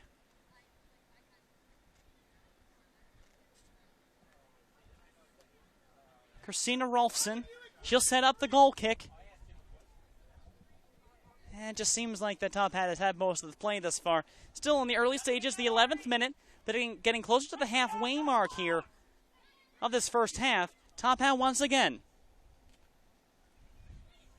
Flip out toward the defense. It's Kelly to the near side to White. Inside for a chance. All broken up on the inside by the defense. And just couldn't keep the play going. Ball goes out of play on the far side for a throw-in just by the corner flag. Take another look at that. White with the cross inside. Drew Rolfson out of her own net. And there wasn't anyone on the back door to try to get that one. The closest one to the area for a possible header, Regan Kelly, and still a steps too shy of making a play on that ball. Instead, Cameron Hall for Tophat comes to the near side now for Pace Stevenson. Stevenson, 1 goal in National League play, played against Legends 99 in a 2-2 draw. And a big game between the two as that ball rolls toward goal off the foot of Regan Kelly. Another look at that. Just a side-footed shot. Didn't get a lot of power on it, but just go in the direction of goal. And again, that will add up over the course of the game as long as Tophat keeps the momentum. They've maintained possession strongly. They'll come out to the near side now. Pace Stevenson. Stevenson up toward the center play to Regan Kelly. She can't turn and go. It's turned over instead to Ponte. Vedra. Back to Kelly. To Hannah White. That's cut out. A nice play on the near side. Now Hannah White. Centering pass. Back out to White. White looking for it inside the 18. Oh, what a nice slide tackle inside the box to get all ball and force that out of play. But it will be another corner coming up for Tophat.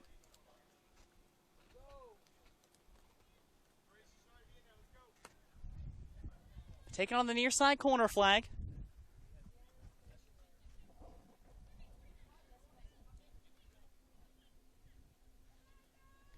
And the cross in by E. Weldon Colker.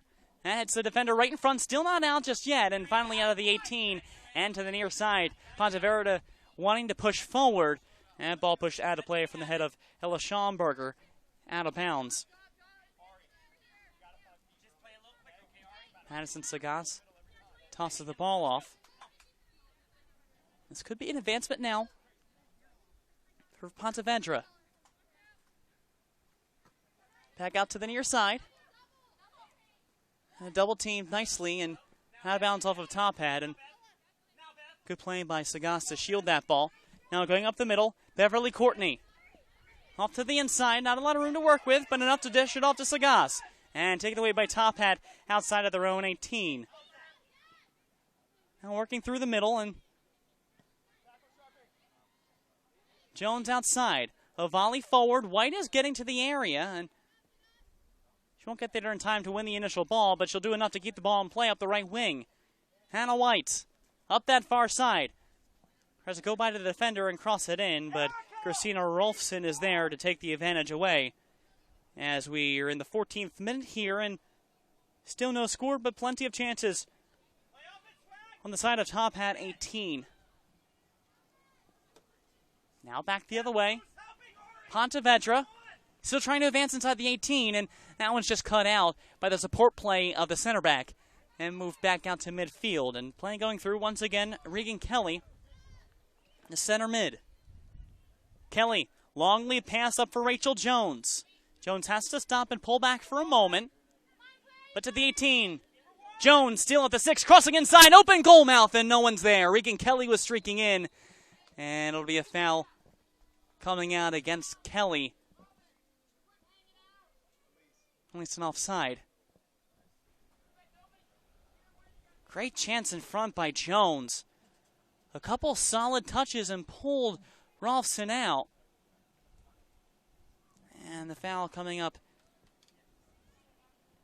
against Kelly ends that threat. So Rolfson, deep in her own zone, will launch this one out of play.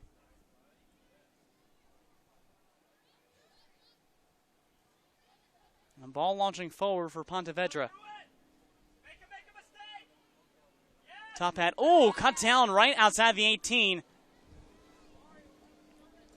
And that's going to be minimum of talking to. Call against Olivia Dettles.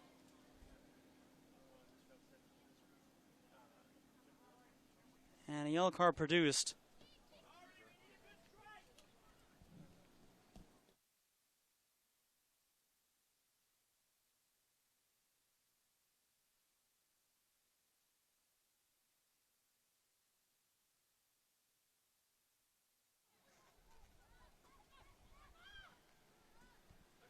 So a free kick upcoming for Ponte Vedra. Cross inside the 18-yard box. It's still threatening the header toward goal. It's in! The header inside the box for Ponte Vedra. They gain the 1-0 lead in the 16th minute.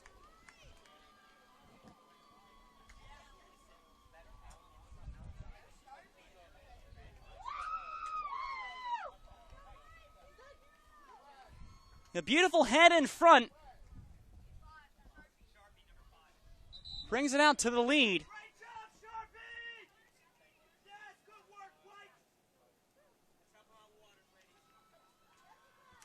And Jessica Shapiro going into the water break. Take another look at it, just cutting in. Right off the off-balance header. Off of the defender of Tophat and back in just by the outreaching Emma Cawley. And a 1-0 lead again. 16th minute from Jess Shapiro. And for Shapiro, that's her first career goal in the tournament and second this season as we head into our water break here from the field.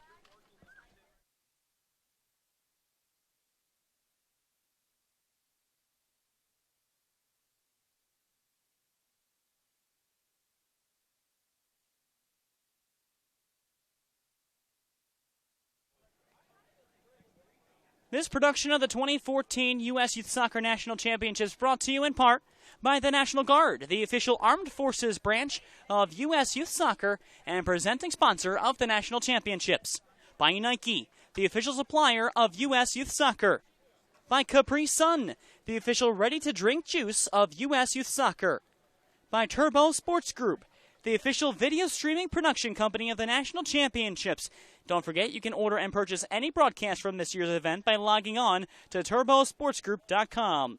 By Happy Family, the official on-the-go superfood of U.S. Youth Soccer. By Kohl's, the official department store of U.S. Youth Soccer.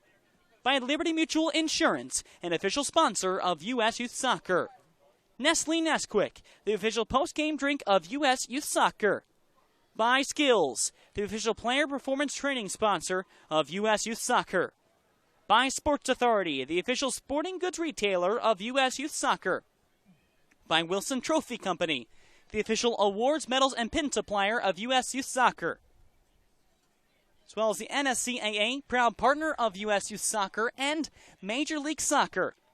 U.S. Youth Soccer, the official grassroots partner of the MLS. Tophat looking to counter now. After allowing the first goal of the game off the set piece, header off the defender, and then Jess Shapiro. And so now it's a throw-in now for Tophat. Tophat had a lot of strong play early on.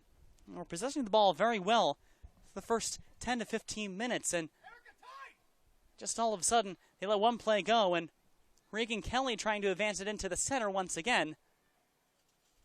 And they just can't come with enough connection. Still have a throw-in in their attacking end as we head into the 20th minute here from field 14. It's gotten a lot warmer here over the course of the day. And still, Reagan Kelly looking for Jones. Can't find her. Ponte Vedra clamps down. And trying to go back the other way.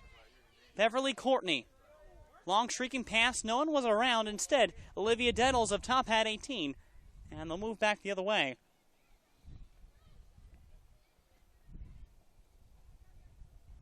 Trying to get something developing Tophat are. Off to the near side and turn back over to Ponte Vedra. Now long lead pass, a nice idea. Cut out by Soraya Mosley. Mosley to the near side. She gets by the defender. She now continues. Cut inside to Hannah White. White. Play missed, and it'll go out of play off of Hannah White in favor of Ponte Vedra. Region 3 play, they won their pool in Pool C, but Ponte Vedra lost the final 2-0 to Sting 2000 Flanagan, who aren't in this tournament. We'll see them here in the final game of round robin play at Field 14. Up now Tophat, a feed up for Jones. Jones with a chance! Pops back out, nice save made, and Catherine Klingensmith. She can't corral it, but Rachel Jones with a decent chance, and Christina Rolfson coming out strong to knock out that attempt. Now streak inside for Hannah White. Hannah White, save made! Ball still coming out, White on the ground, and ball completely out of the 18-yard box. And two great saves made by Rolfson to combat that play.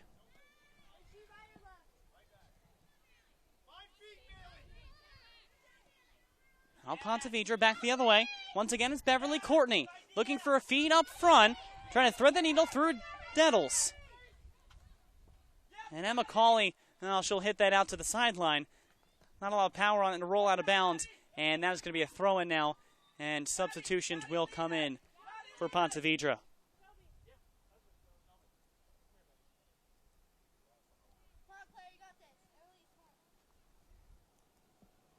Elise Courtney coming in. Was Clarice Hamisi.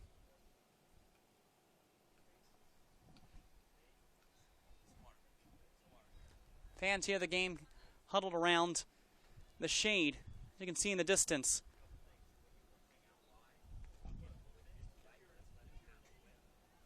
And ball comes inside the 18-yard box, and that's cleared out of play. And so Tophat will try to look to counter here. I'll cut it back to move forward and launch the ball up the right side.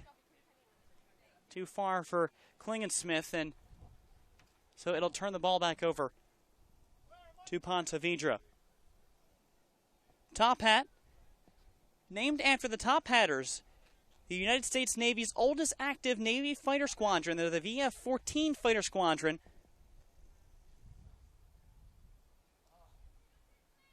And their initial colors reflecting gold and blue. And today going with the pink uniforms, and a foul committed and around midfield against Ponte Vedra. Tophat did trail in National League once, and that was against Legends FC 99. They were down at the 7th minute and through to the 28th. The chance to counter, Hannah White. Trying to cross in front, no one's in the area, and Rolfson's there to pick up the loose change and move things back toward midfield. 24th minute. Still a 1-0 lead. Ponte Vedra. That was Elise Courtney coming in and couldn't continue the play. So back the other way goes to Hannah White. Back to the near side, that play is cut out. And now Ponte Vedra will try to advance up the near side.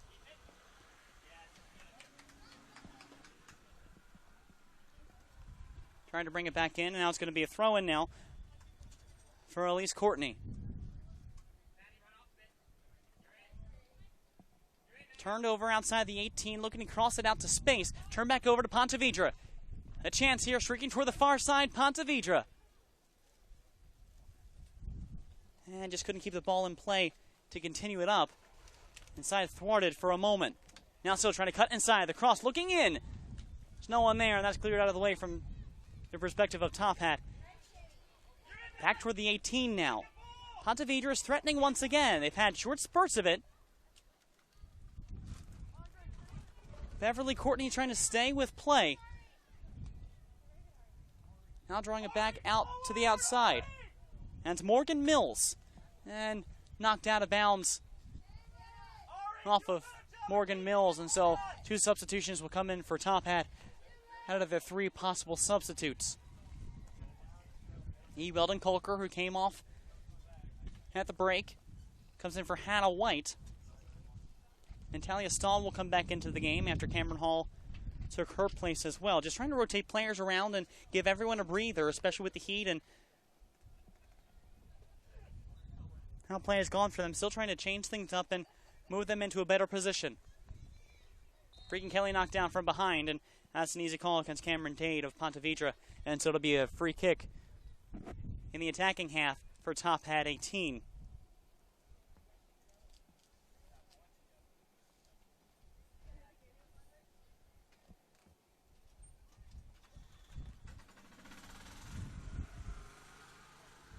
Now up the far side. And taken down, and Ponte Vedra contesting the call of the foul. And it'll be outside the 18-yard box. And taking that free kick is going to be Talia Stahl, who just came in. Decent chance for Tophat to set something up off a set piece. Ponte Vedra could do it. Can Tophat do it now? A chance for Stahl. Putting inside, off of the head of a defender, and out to the near side. That'll roll out of bounds and come up for a throw. But a decent idea to try to cross it in and force a header to come up. And the team from Florida is just there too quickly. Now Regan Kelly still has the ball along the near touchline.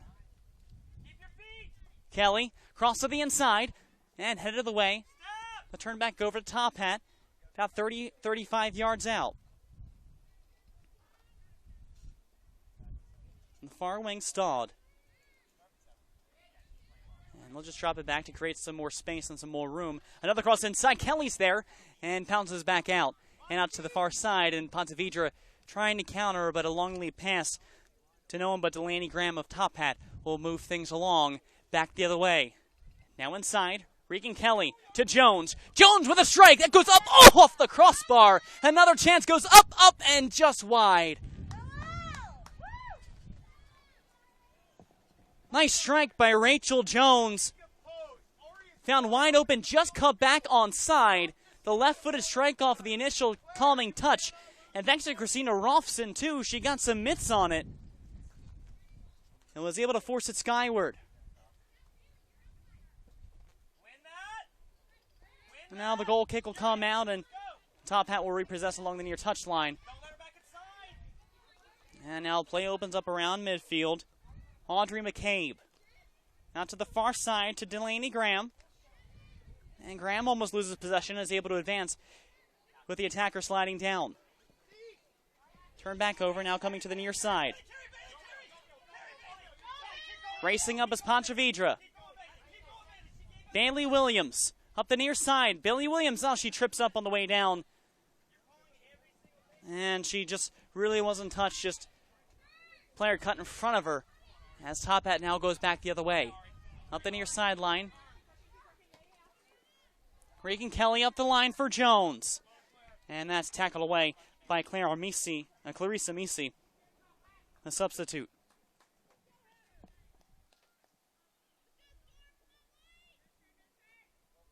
Regan Kelly throws it back in.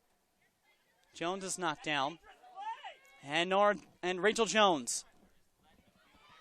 Jones tried to cut it inside. Almost kept alive by Tophat, but E. Weldon Colker she couldn't keep it going. And the throw in for Tophat coming in into the 29th minute exactly here. And another look at that play. And Jones just ran out of room and tried to cut it back around. And now coming back the other way. Ponte Vedra trying to make something of this. Beverly Courtney giving chase up against Ella Schamberger. Schamberger plays it back to her keeper, Emma Cawley, and Cawley will play it out to midfield. Audrey McCabe ran into some trouble. Now Delaney Graham on the far side. Graham stops. She waits. Cuts back by Jessica Shapiro, who had the goal, to make it a 1-0 lead. And now out of bounds on Tophat. Ball turned back over to Ponte Vedra as we get closer to the end of the first half. Players become a lot more balanced, but still attacking around midfield and trying to work through that area. A lot more streaks for Tophat. Have been their fair share of chances after the goal for Ponte Vedra, like this one coming up the far wing. Trying to move the play, it's Sagas. Trying to shoot! And it goes right into the midst of Cauley.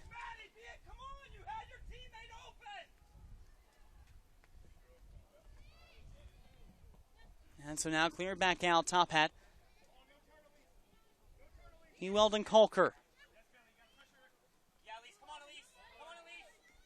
Ewald and Kolker still streaking up against Elise Courtney. 12 against 12, and Elise Courtney is the benefactor of that. And just keeps it in play. And ball slowly rolls now out of bounds off of Soraya Mosley.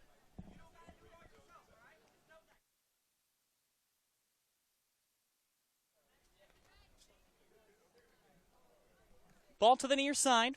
It'll be thrown at midfield. Bailey Williams taking the throw. Trying to head it towards midfield. Beverly Courtney. Turn back over once again, and the defensive line of Tophat steps up and takes out that effort.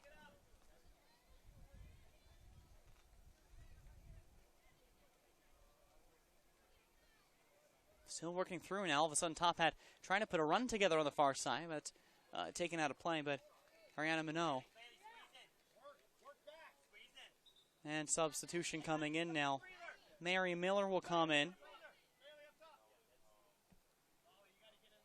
Bailey Williams will move up to the front line now as Miller will come in at midfield.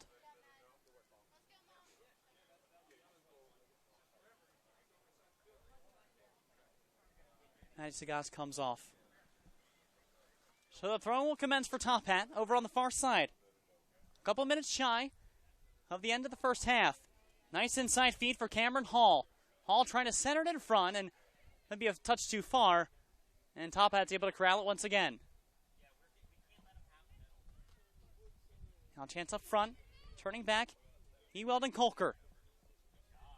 Over to the far side. Touch outside. Now a run for Tophat. Going toward the corner flag. Trying to cut in. Keeping it in place still. And that'll be taken away by Ponte Vedra just for a moment. Tophat still in the area, circling. Now, Beverly Courtney. Beautiful lead pass over to the near side. Allows for the advancement. Pass up by Mary Miller, trying to feed back Beverly Courtney to the corner. And Miller finds it in her feet. And just loses possession of it. And a nice poke by Soraya Mosley. Now Tophat will go back the other way. Up the far wing. It's Graham. Up for White. White with speed up the right wing. Trying to cut in. And that's taken out of play by the Ponte Vedra defender. A lot of room for them to run right now. To take their time. And that'll be out of bounds. Off of Tophat. Now Isabella Dawson will come in for Ponte Vedra.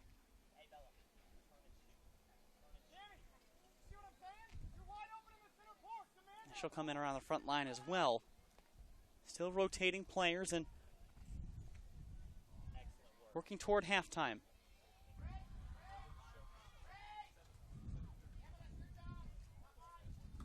And we'll see what they decide for extra time here. Just a few moments. Still waiting for the ball to be thrown in by Ponte Vedra. Still with that 1-goal lead. And it plays right around midfield. Won by Ponte Vedra, now coming to the near side. And nice header by Miller.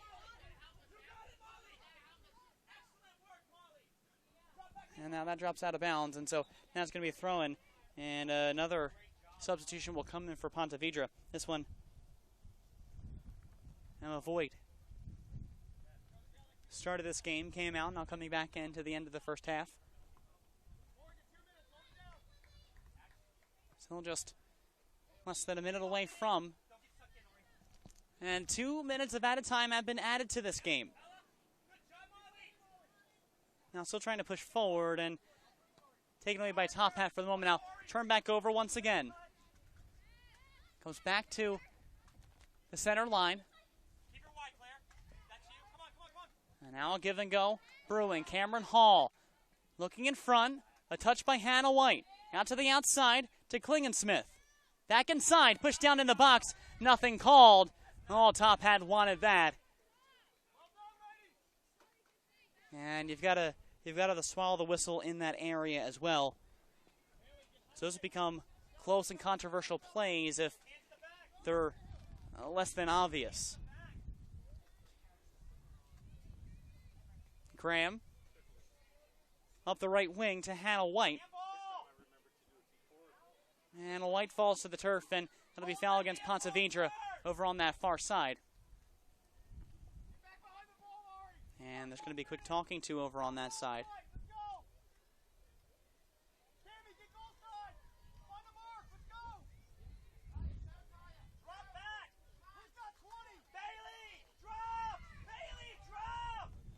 And so off the free kick, Tophat goes up the right wing. Racing up the side is Graham. She tries to center and blocked in front out of play. Of danger. And finally goes out of bounds, and Tophat will retain possession here. Back, Bailey!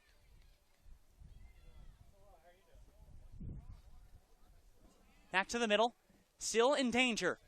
Tophat working around the horn and cut out by Ponte Vedra. Now trying to come up top. A chance for a run along the near side. Miller with a chance open.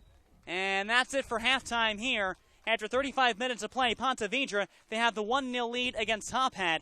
And half that Tophat dominated for the majority of it, but around the time of the goal in the 16th minute from Jessica Shapiro, well, then the tides turned and it became in favor of Ponte Vedra. You're watching the coverage of the U.S.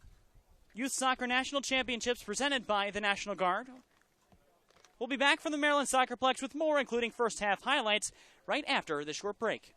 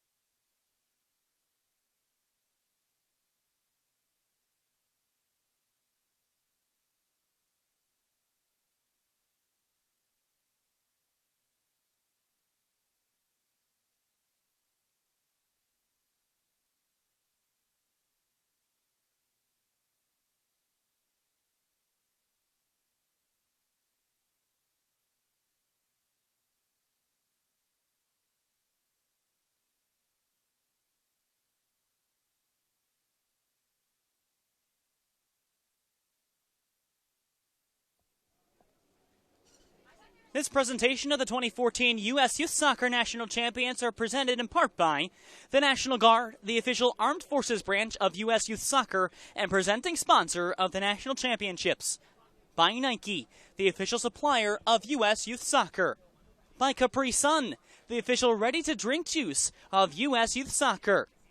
By Turbo Sports Group, the official video streaming production company of the National Championships. And don't forget, you can order and purchase any broadcast from this year's event by logging on to turbosportsgroup.com. By Happy Family, the official on-the-go superfood of U.S. Youth Soccer. By Kohl's, the official department store of U.S. Youth Soccer. By Liberty Mutual Insurance, an official sponsor of U.S. Youth Soccer. By Nestle Nesquik, the official post-game drink of U.S. Youth Soccer. By Skills, the official player performance training sponsor of U.S. Youth Soccer. By Sports Authority, the official sporting goods retailer of U.S. Youth Soccer. By Wilson Trophy Company, the official awards, medals, pin supplier of U.S. Youth Soccer. By the NSCAA, a proud partner of U.S. Soccer. And by Major League Soccer, U.S. Youth Soccer is the official grassroots partner of the MLS. After the first 35 minutes of play, Ponte Vedra with a 1-0 lead over Tophat 18.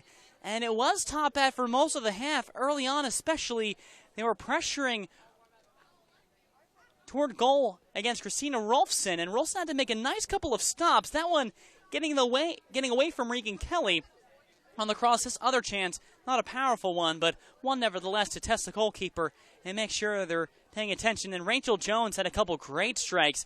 This one trying to go across goal and just by Christina Rolfson. On the other side, Ponte Vedra had some chances. This was the goal that gave them the 1-0 lead, thanks to, in the 16th minute, Jessica Shapiro heading the ball in off a set piece and some redirections. Again, 1-0 lead for Ponte Vedra. Well, back the other way, Tophat has some chances. That was Rachel Jones once again and stopped in front by Christina Rolfson. And still playing around that danger area, trying to come to the near side. And Jones just shut out over the course of the first 35 minutes of play. And you've got to credit a lot to both Christina Rolfson and the defensive backs for Ponte Vedra. This one another look for Rachel Jones toward the near side, one touch, and just off the crossbar after the redirection from Christina Rolfson, the goalkeeper. And Ponte Vedra had some chances still late in it too. And that's where we end up now after 35 minutes of play. Corners even at 2-2, but we'll look to start the second half of play in just a little bit when we come back. More soccer here from Field 14.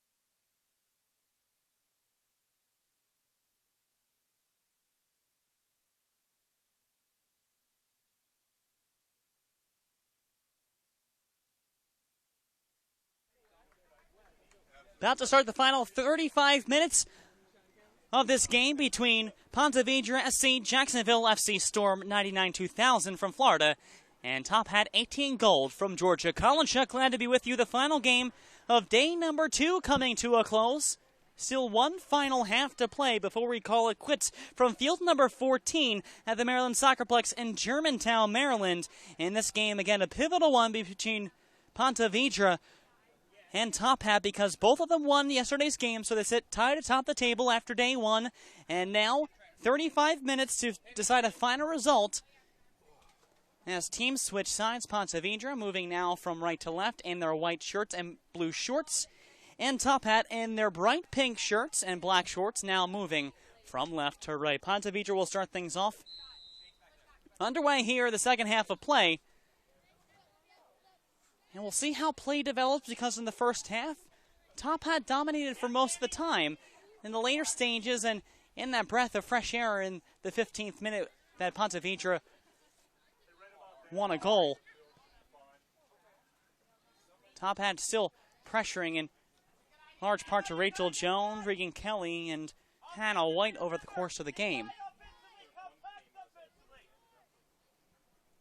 Still very hot, though. Might have reached peak temperature today thus far. Again, high expected to be 96 degrees.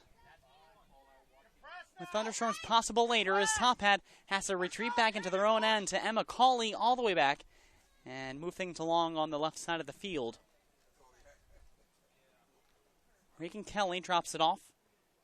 Now things will rotate around toward the near side. Cameron Hall being contested.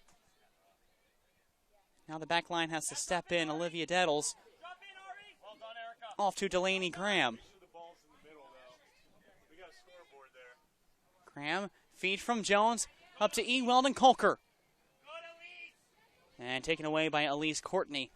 Strong defensive play, and E. Weldon Colker and Elise Courtney have been battling since Courtney came into the game early on in the first half of play. And Ponte Vedra now trying to find a seam up here. Up to the far side. Crossing in toward the middle, and a shot on net. Ooh, that one just goes wide. Jessica Shapiro, who had the goal in the first half, just misfires to the left of goal near the start of the second half, and it'll be a goal kick coming out for Tophat.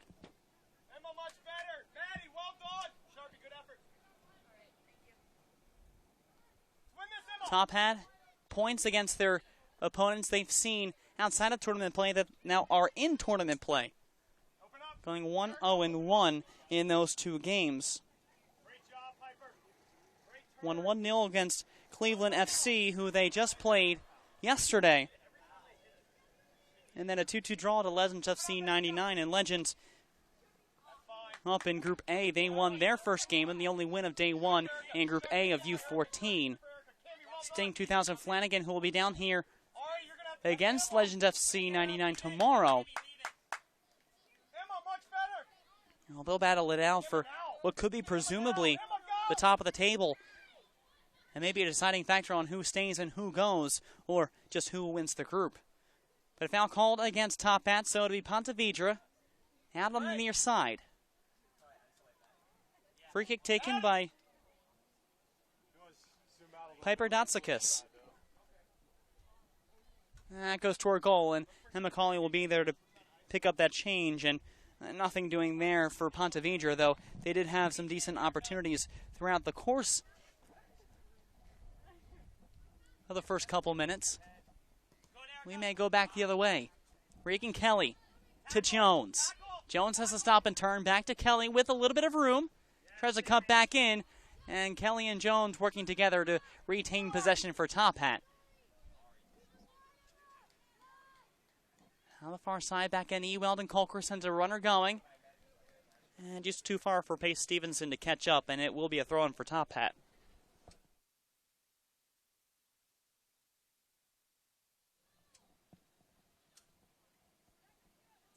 Throw-in. Off to the far side. Maintaining possession and circling right around. Eventually won out by Tophat. Toward center for Klingensmith. Back up the side.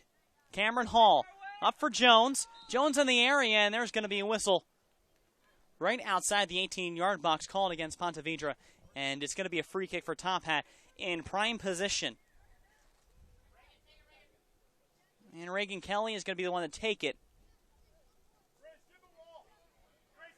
And it'll go out up above the 18, and at this point you got to figure that a shot's probably going to be taken from this vantage point because you won't be able to get a runner in streaking, especially if the defensive line holds up to where the wall is.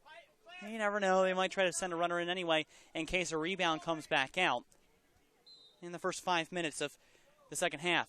Here's Kelly with a chance. Kelly! Christina Rolfson able to make the stop in the dangerous area upcoming.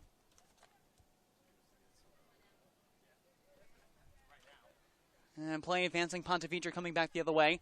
And a long lead pass up the far side. Here's a chance. No one else in the box, and that'll go out of play for a goal kick. This presentation of the 2014 U.S. Youth Soccer National Championships brought to you in part by the National Guard, the official armed forces branch of U.S. Youth Soccer and presenting sponsor of the National Championships, by Nestle Nesquik, the official post-game drink of U.S. Youth Soccer, and by Nike, the official supplier of U.S. Youth Soccer. Still a 1-goal lead for Ponte Vedra as the ball travels back in their defensive zone. And a flick up and over top by Jessica Shapiro. Nice ball movement. Now that'll be a foul called against Tophat. Just inside of midfield. And there have been a lot of decent developments for Ponte Vedra. Again, since that goal and since getting a bit more confidence.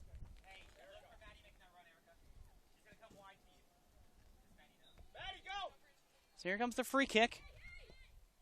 Erica Middleton taking the kick. Comes out to the near side. And that's touched out to the near side for Tophat. Rachel Jones, now she can't get there in time. A cutaway by Ponte Vedra. And now coordinating to move the ball up. Taken back again. Cameron Hall.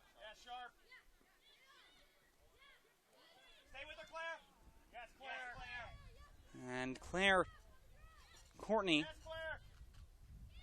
tries to Claire Amisi. Well, she wins the ball, but it's tossed right back the other way by Ariana Minot. Ball rolls all the way back to Emma Cawley. And Tophat will have to come back from their own end. And now back the other way. A chance for Ponte Vedra just at the corner flag. Trying to cut back inside the 18, and that's taken away by Tophat. Can they save it from going out of bounds? Just so, but it's turned right back over again. Erica Middleton. Middleton crossing in toward the 18-yard box, headed in the direction of the 18-yard box, and able to be kept in for a moment before it goes out for a goal kick once again. Substitutions coming in. Soraya Mosley and Talia Stald coming in for Tophat 18, and once again, this presentation of the 2014 U.S. Youth Soccer National Championships brought to you in part by Skills, the official player performance training sponsor of U.S. Youth Soccer, by Sports Authority, the official sporting goods retailer of U.S. Youth Soccer, by Wilson Trophy Company, the official awards, medals, and pin supplier of U.S. Youth Soccer, by the NSCAA, a proud partner of U.S. Youth Soccer, and by the MLS. U.S. Youth Soccer is the official grassroots partner of Major League Soccer. Ball rolling out of bounds just out of the reach of Soraya Mosley. And so that goes for a throw for Ponte Vedra. Mosley's come in and she's had some chances. A couple runs going in her direction. Unfortunately not able to make much of it. Off the near side. No pass from Madison Sagas. Trying to cut inside and once again lost possession. And it'll go back in for Tophat. Rachel Jones to the near side to Reagan Kelly. Kelly keeps possession, trying to cut inside, a little too far on the touch. And so it goes back the other way for Ponte Vedra. And ball rolls out of play. And it'll be a throw-in coming to the near sideline. Delaney Graham looking up the line for Reagan Kelly. Kelly knocked off the ball for a moment, retains possession. Then looking toward the inside, finds Jones. Toward the outside. Still some room. Off the post. That was Weldon Coker with the chance from just at the 18-yard line. Just couldn't curl it in with enough room. Just waiting for a ball retrieval here, and Stephen Shuey commanding Ponte Vedra very emphatically. They had one game against a tournament opponent, that was against Carlsbad Elite 99 in the National League, and was a 1-1 draw against them. In 2013, they did win Pool C and lost in the semifinals to Oklahoma FC 2000 2-1, knocking out their chances of getting in the tournament. Now trying to fend off Tophat and trying to earn another 3 points and almost guarantee themselves a spot in the semifinal rounds. As the ball rolls out of play for a goal kick in favor of Ponte Vedra.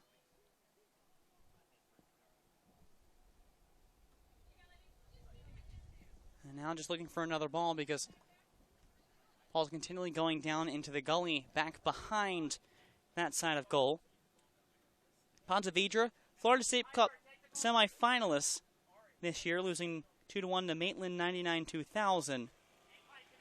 They had 2 own goals awarded as well in a 4-1 victory over Scottsdale 2000 Blackhawks Christie. As Rachel Jones inside for Tophat. Looking for Regan Kelly, not in the area. Now Kelly trying to come back in once again, and still possessed by Tophat out to the corner. Stopped by Staud. Middleton knocks it out of play, and it goes off of Staud for a throw-in for Ponte Vedra.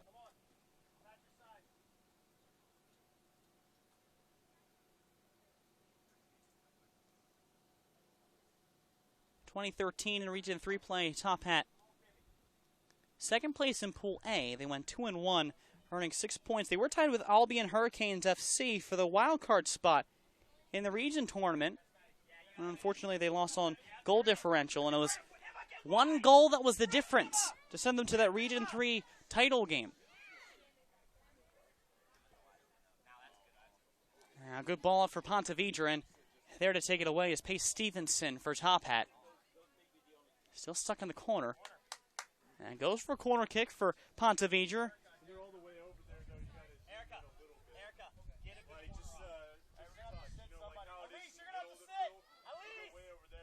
They're still deciding who's going to take this corner kick, and no one yet immediately in the area. And eventually trotting all the way from the left side of the field to the right. Erica Middleton will take this corner. That was a little bit of breathing room for teammates. And now this corner chance. The volley comes into the 18. A header up toward goal. Ooh, that hit off of another player, a Tophat defender. And that'll go for another corner kick. Let's keep taking advantage, Header chance by Cameron Dade. Headed in the direction. Oh, that was a good chance. Had that defender not been there, we might be seeing a different kind of result.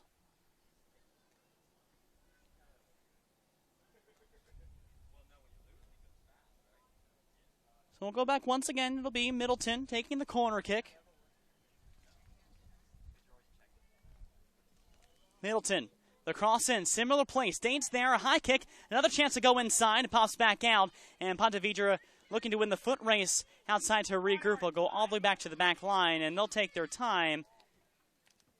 Clarissa Misi picks it up, feeds it over to the far side to Elise Courtney, and launch back in for another run to his sister, Beverly Courtney. Can't get there in time. Taken away by Tophat.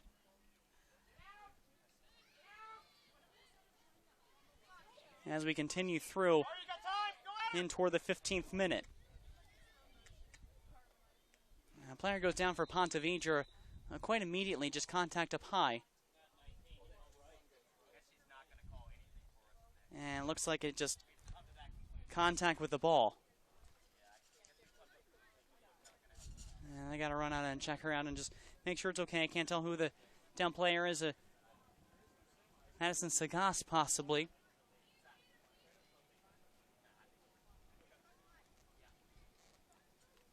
And they're going to need to take her out because I think she was hit up high. So she probably just have to be checked down, just precautionary measures. And a substitution will have to take place.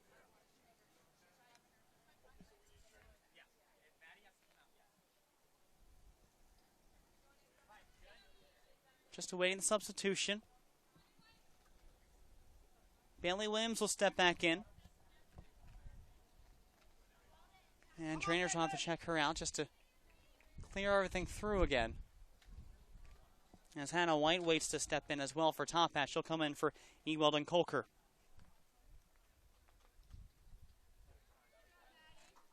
E. Weldon Colker just doesn't look pleased as she heads back. And it'll be a drop ball, won by Ponte Vedra. Up to the near side. And one by Ponte Vedra. Erica Middleton will take the throw in along the near side. Middleton listed in 12 games between National League and region play. Yes, Ari.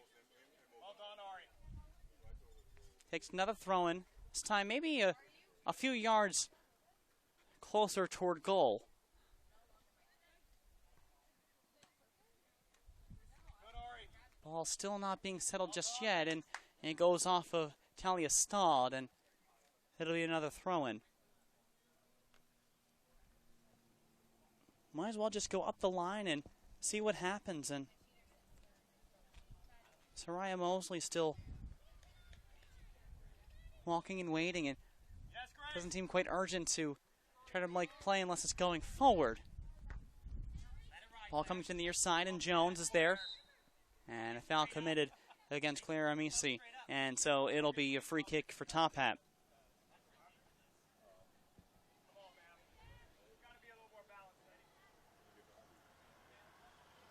Tophat from Atlanta, Georgia. Founded in 1982.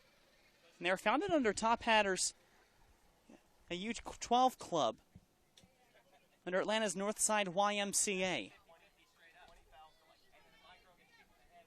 And then eventually formed their own board and committee. To get to the team they are now, Reagan Kelly had a chance, and Christina Rolfson there. And she'll take that threat away.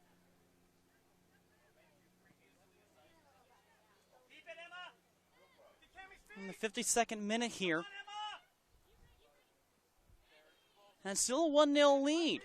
Ponte Vedra with the goal all the way back in the 15th minute from Jessica Shapiro. That changed things right around.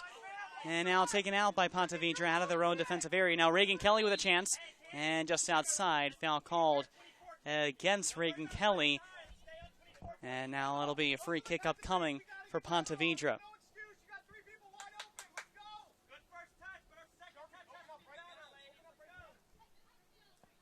Just making sure play is at the right spot.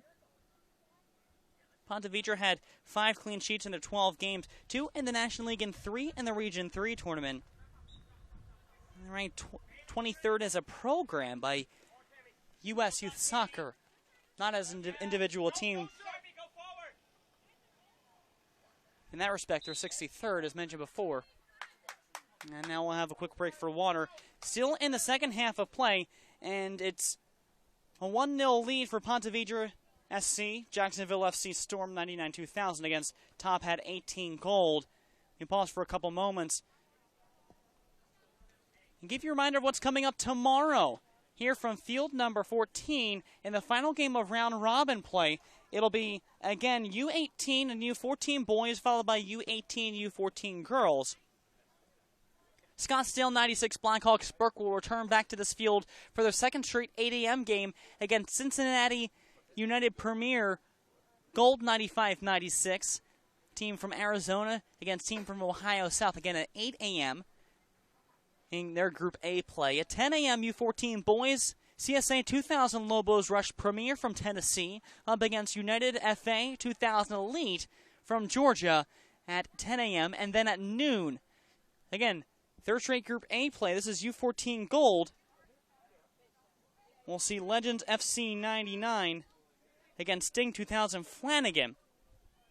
And in the final game, wrapping up play at Field 14, it'll be U18 Girls Group A play, Cleveland United White against Players SC 96 Elite and Players SC 96 and Scottsdale 96, both playing on this field already today, both losing in their bouts. So it just could make for interesting storylines going into the final day of play.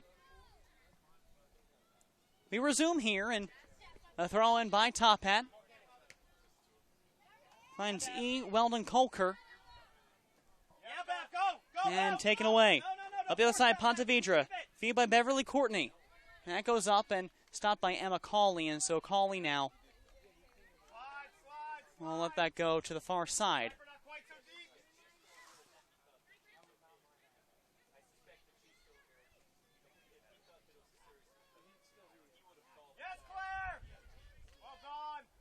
Tophat just possessing around the midfield, taken away by Ponte Vedra. trying to advance and get another rush going, maybe add to their lead and get themselves more secure in this game. Instead, Reagan Kelly trying to feed a player on the far side and couldn't make it connect. Kelly again looking for Jones, and the flag's up well before Jones gets near to the ball. Offside called against Tophat, but still trying to make plays develop. As we're past the 55-minute mark here, out of 70 before we get to extra time.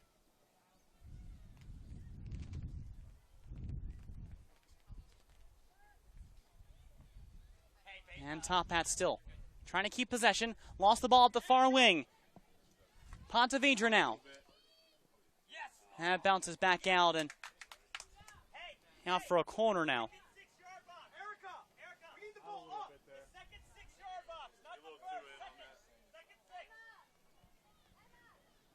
Ponte Vedra has had a trio of corners in this half. And none of them could produce a super strong threat, but still you'll take any chance that you can get in trying to move things forward. And Sagas comes back into the game. To be the cross for the far side from Erica Middleton. A chance to volley it in for a head. Cameron Dade was around for Ponte Vedra before. She's on the short side of the goal. Cross by Middleton. It's going to go long, go toward the back, and trying to get a foot on it. Nothing there. Was Sagas, who just came into the game. And now trying to cut back, and that one goes in favor of Ponte Vedra. Still just taking their time, and they're waiting for Erica Middleton, who takes the corners on both sides of the field to come back into the area, back to her original position at left back, and make the throw-in instead.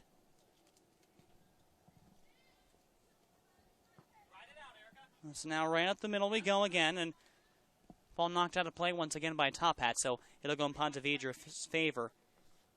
And they've held possession for a lot of the second half. The tide has definitely shifted. And for one reason or another, it's been a lot of play down on the left side of our position on this field. I've seen action in the past couple days.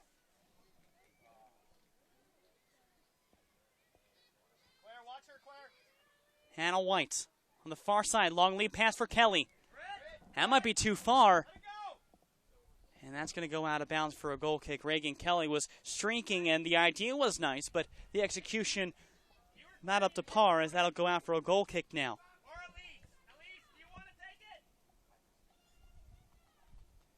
And so time ticking away here. Heading toward the 60-minute mark. And we still only have a one-goal game. It's been very tight overall. And White again. Up to Kelly, looking for Jones. Jones has to turn around and head toward the corner.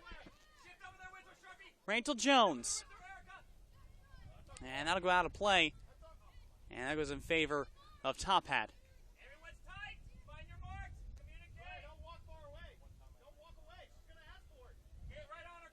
It'll be Delaney Graham taking the throw-in from the near side, and Reagan Kelly streaking in. Weldon Colker tried forward, and now go out of play off to the near side of the field, and Tophat will take the throw-in once again. It'll be Delaney Graham. Graham to Kelly. And Kelly being tussled and tripped up on the play and clean. It was just Kelly had the better advantage, so no foul called. Now going back the other way, it's Sagas. Sagas tried to make a run for it, but the defender was able to step up. That's Olivia Dettles. And strong play by the defender. Her name's been called a number of times, and strong defensive play. Dettles had the ball taken away, and foul called against Dettles.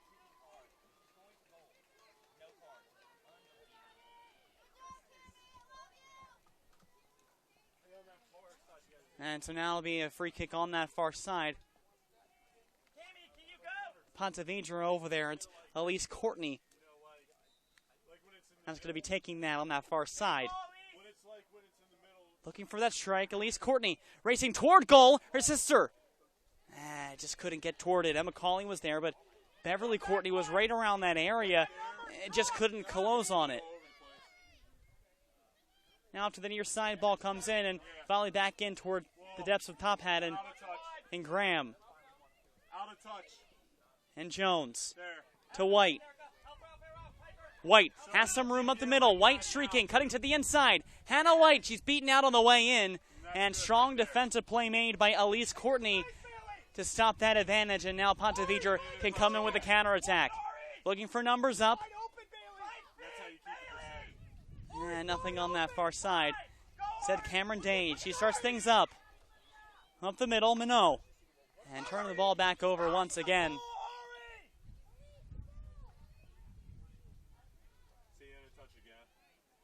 Still around midfield and looking for a way through both teams. Now within the final 10 before extra time.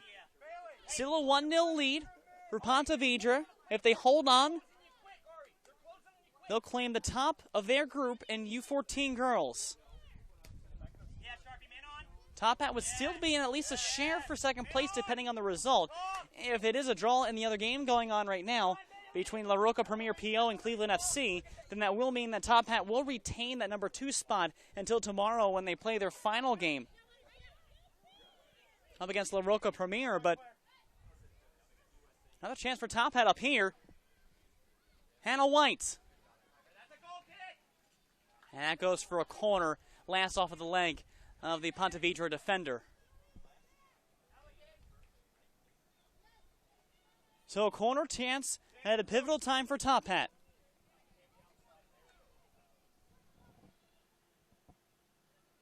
Still trying to chase down the ball, and looks like Talia stalled to take that. Maybe out just a little of the touch. Waiting to come in. Danielle Anderson for Ponte Vedra. Here's the cross inside. Inside, looking for the head toward goal. Oh, that was Reagan Kelly. The golden chance to put a tie at the game and couldn't find it in the right direction. A little wide of net. And so it'll be a goal kick now for Ponte Vedra. Reagan Kelly, all game long, making runs up the field more in the first half than the second. And unfortunately, I just couldn't put 2 and 2 together as Cameron Day comes out. She had a couple chances toward goal in the second half off of corner kicks. And instead now, the pursuit.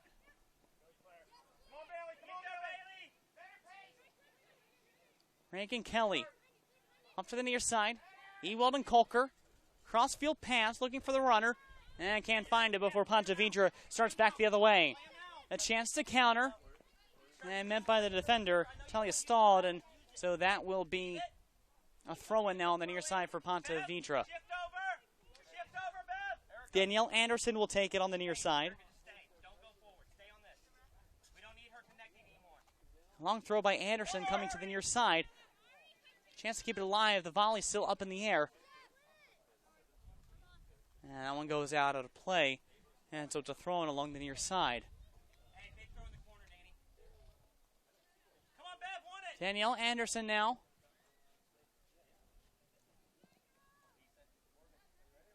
Long throw up the line. Delaney Graham recovers for Tophat. And now Reagan Kelly trying to muscle player off the ball. Ends up giving a lot of room for Rachel Jones. Jones racing toward the ball. Both players go down, clean tackle. And that's going to be against Tophat. And Ponte Vedra will be the one to retain possession for the throw-in. Great run by Rachel Jones to try to follow that ball. And just unfortunately, just couldn't keep it in play. Now back the other way, Ponte Vedra on the counter. Long lead pass. Racing out for it is Emma Cawley. She'll get there well before anyone does. And so play is safe for now. Now into the 65th minute here. And just a 1-goal game. Hannah White. Taken away by Erica Middleton. And now Middleton will bounce the ball off of Reagan Kelly, and a substitution coming in.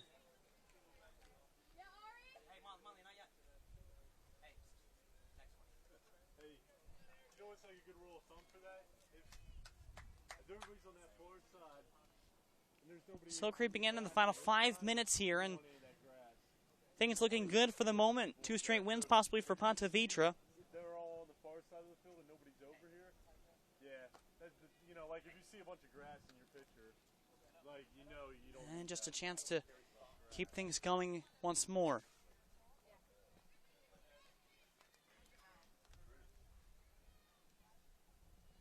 Off the far side, off the throw-in. Both teams in a volley tussle for it. At least Courtney gets ahead on it. I'll drop it back to Courtney once again, and almost taken away by Tophat before recovered by the defensive backs. So at this point, Tophat is going to start to push forward and trying to regain that momentum and at least force a draw. We did see yesterday a 2-goal deficit wiped out in the final 5 minutes of the game, and that included extra time, 87th and 93rd minutes. To force a 2-2 draw, that was Kings Hammer Academy in the U16 Girls Group against Del Mar Carmel Valley Sharks Elite. And the Sharks had a 2-0 lead late in the game, and all of a sudden Kings Hammer came up with 2 swift goals, one in the final waning seconds to force a 2-2 draw. Let's be smart defensively.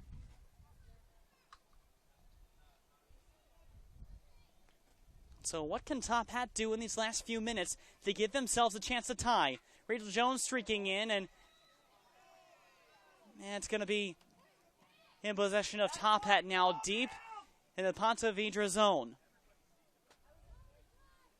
A throw-in to Reagan Kelly. Kelly cutting back, looking for a chance in front. Back to the top, a header toward E. Weldon Colker. E. Weldon Colker has to drop back to Delaney Graham once again. And Graham back to Weldon Colker. Looking for an outlet. Drawing to the inside toward the 18. Back up top. Back looking for a feed for Talia Stalled. And Stalled couldn't connect on that, so we'll go out for a goal kick once again for Ponte Vedra as another substitute gets ready to come on for the team from Florida.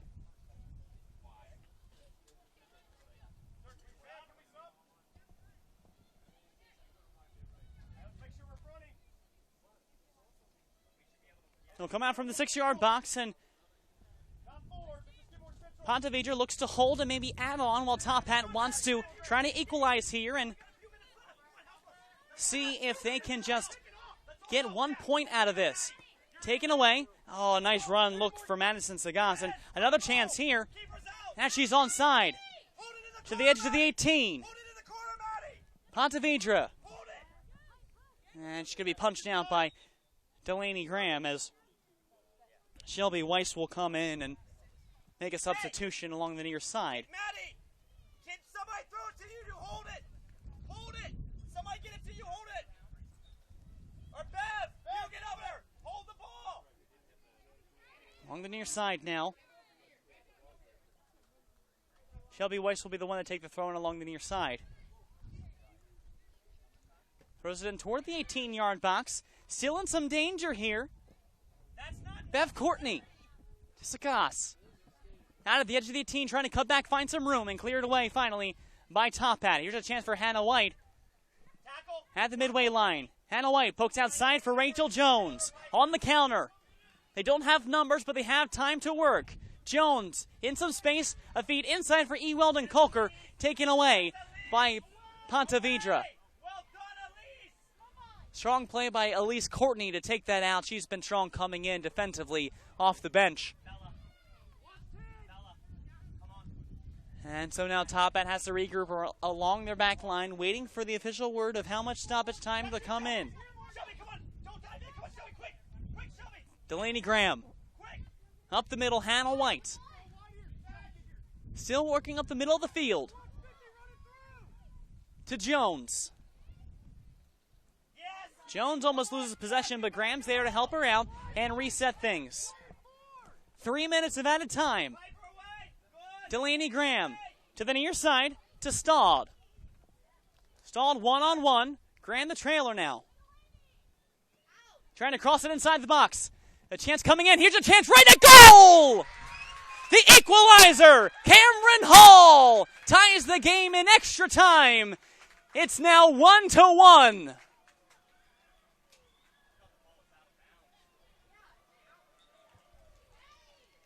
What a play from Cameron Hall. She was threatening a little while ago, and the smarter play to hold on to the ball by Stahl to try to cross it into the box, take another look a bit slower, let the ball go by, and wide open just at the top of the 6-yard box. And Christina Rolfson couldn't do much about that one. And in the 70th minute, Stahl assists the goal on Cameron Hall to put the game even at 1. And if the result holds now, they'll still share a tie for first place in the group. And if the other two teams tie today, well, that means that the final day, anyone is still in contention. Only a couple more minutes for another effort from Ponte Vedra. Shrinking up the far side and tripped up just over the top of the ball. Ponte Vedra maintains for the moment, but taken away by a smart play from Pace Stevenson.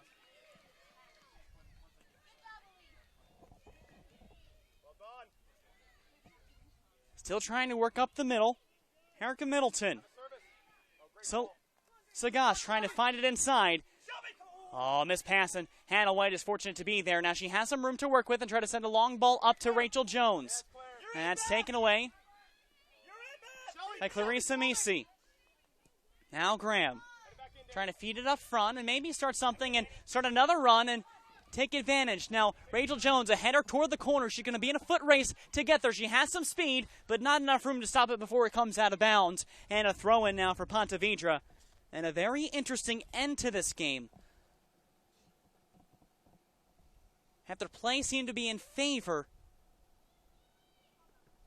from the Floridian team, now all of a sudden a late goal completely changes the complexion of this game and the outlook for this group overall for Group B. Still some time now. Talia Stalled. Inside for Hannah White. Hannah White inside the 18. White takes a shot, goes off of a knee of a defender. That's going to be a corner kick. This could be big. Can Tophat put something together, or will Ponte Vedra be able to hold off the pursuit late in the game and at least force a 1-point draw? It's Stalled. Stalled inside to the 18. Runner. Kelly toward net. And finds a defender. And that will do it. After a late goal by Cameron Hall, Tophat 18 Gold is able to salvage 1 point against Ponte Vedra SC, Jacksonville SC Storm 99-2000 in a 1-1 game.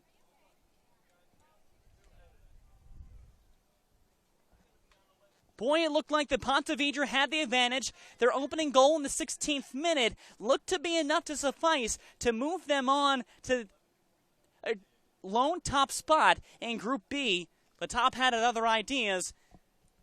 And we take a look at some of the plays here in the second half. Hannah White, well, she had some chances throughout the course of the game, as did Reagan Kelly. And Kelly, as well as Rachel Jones from the first half. Jones pushing in and had a lot of missed opportunities, some missed crosses inside, as did Ponte Vedra. This was the heading chance that went in the 16th minute from Jessica Shapiro to make it a 1-0 game off the head of a defender, taking advantage of a poor opportunity. And Rachel Jones, once again, over and over again, the captain just couldn't connect on a number of plays right in the threatening zone, right in front of goal. There's another one where she was caught wide open, a nice one-touch over to the side. And an even better tip by Christina Rolfson to force that ball to go to the top. And play continued like this for much of the half. In the second half, Ponte Vedra clamped down much more defensively over the course of the final 35 minutes. Tophat had their chances, especially right outside the 18 and circling in that area. Just couldn't do much with it. And this one going right toward goal, but stopped by Rolfson on the way in. That one going off the crossbar. Take another look at that again. That was Rachel Jones once again with another opportunity, but Ponte Vedra had chances to capitalize as well in the second half. A number of corners, and this one the deciding factor to force the draw. Cameron Hall found wide open in the middle, a seam between the two center backs, and made it a 1-1 draw in extra time in the 70th minute. And the pile on top, just evident of how hard Tophat had to work to get that 1 point. So 1 point aside, that means that both still share a tie for first place with 4 points. They'll keep their goal differential at 1, and they'll wait to see what happens tomorrow in the final day of round-robin play. And as a reminder, once again, 4 games here on tap at Field 14. Scottsdale 96, Blacksburg against Cup Gold 95-96. That's U18 boys. U14 boys, CSA 2000 Lobos Rush Premier against United Football Association 2000 Elite. That's at 10 a.m. The noon game, U14 Girls Legends FC 99 against Sting 2000 Flanagan. And the final game of round-robin play, Cleveland United White against Players SC 96 Elite. Well, that'll do it here from Field 14, day number 2. On behalf of our entire production team, U.S. Youth Soccer, and all those at Turbo Sports Group, I'm Colin Shuck. Again, the final score from the Maryland SoccerPlex on Field 14.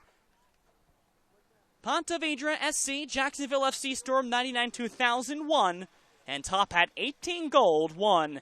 We'll be back tomorrow morning at 8 a.m. with more coverage from the 2014 U.S. Youth Soccer National Championships presented by the National Guard.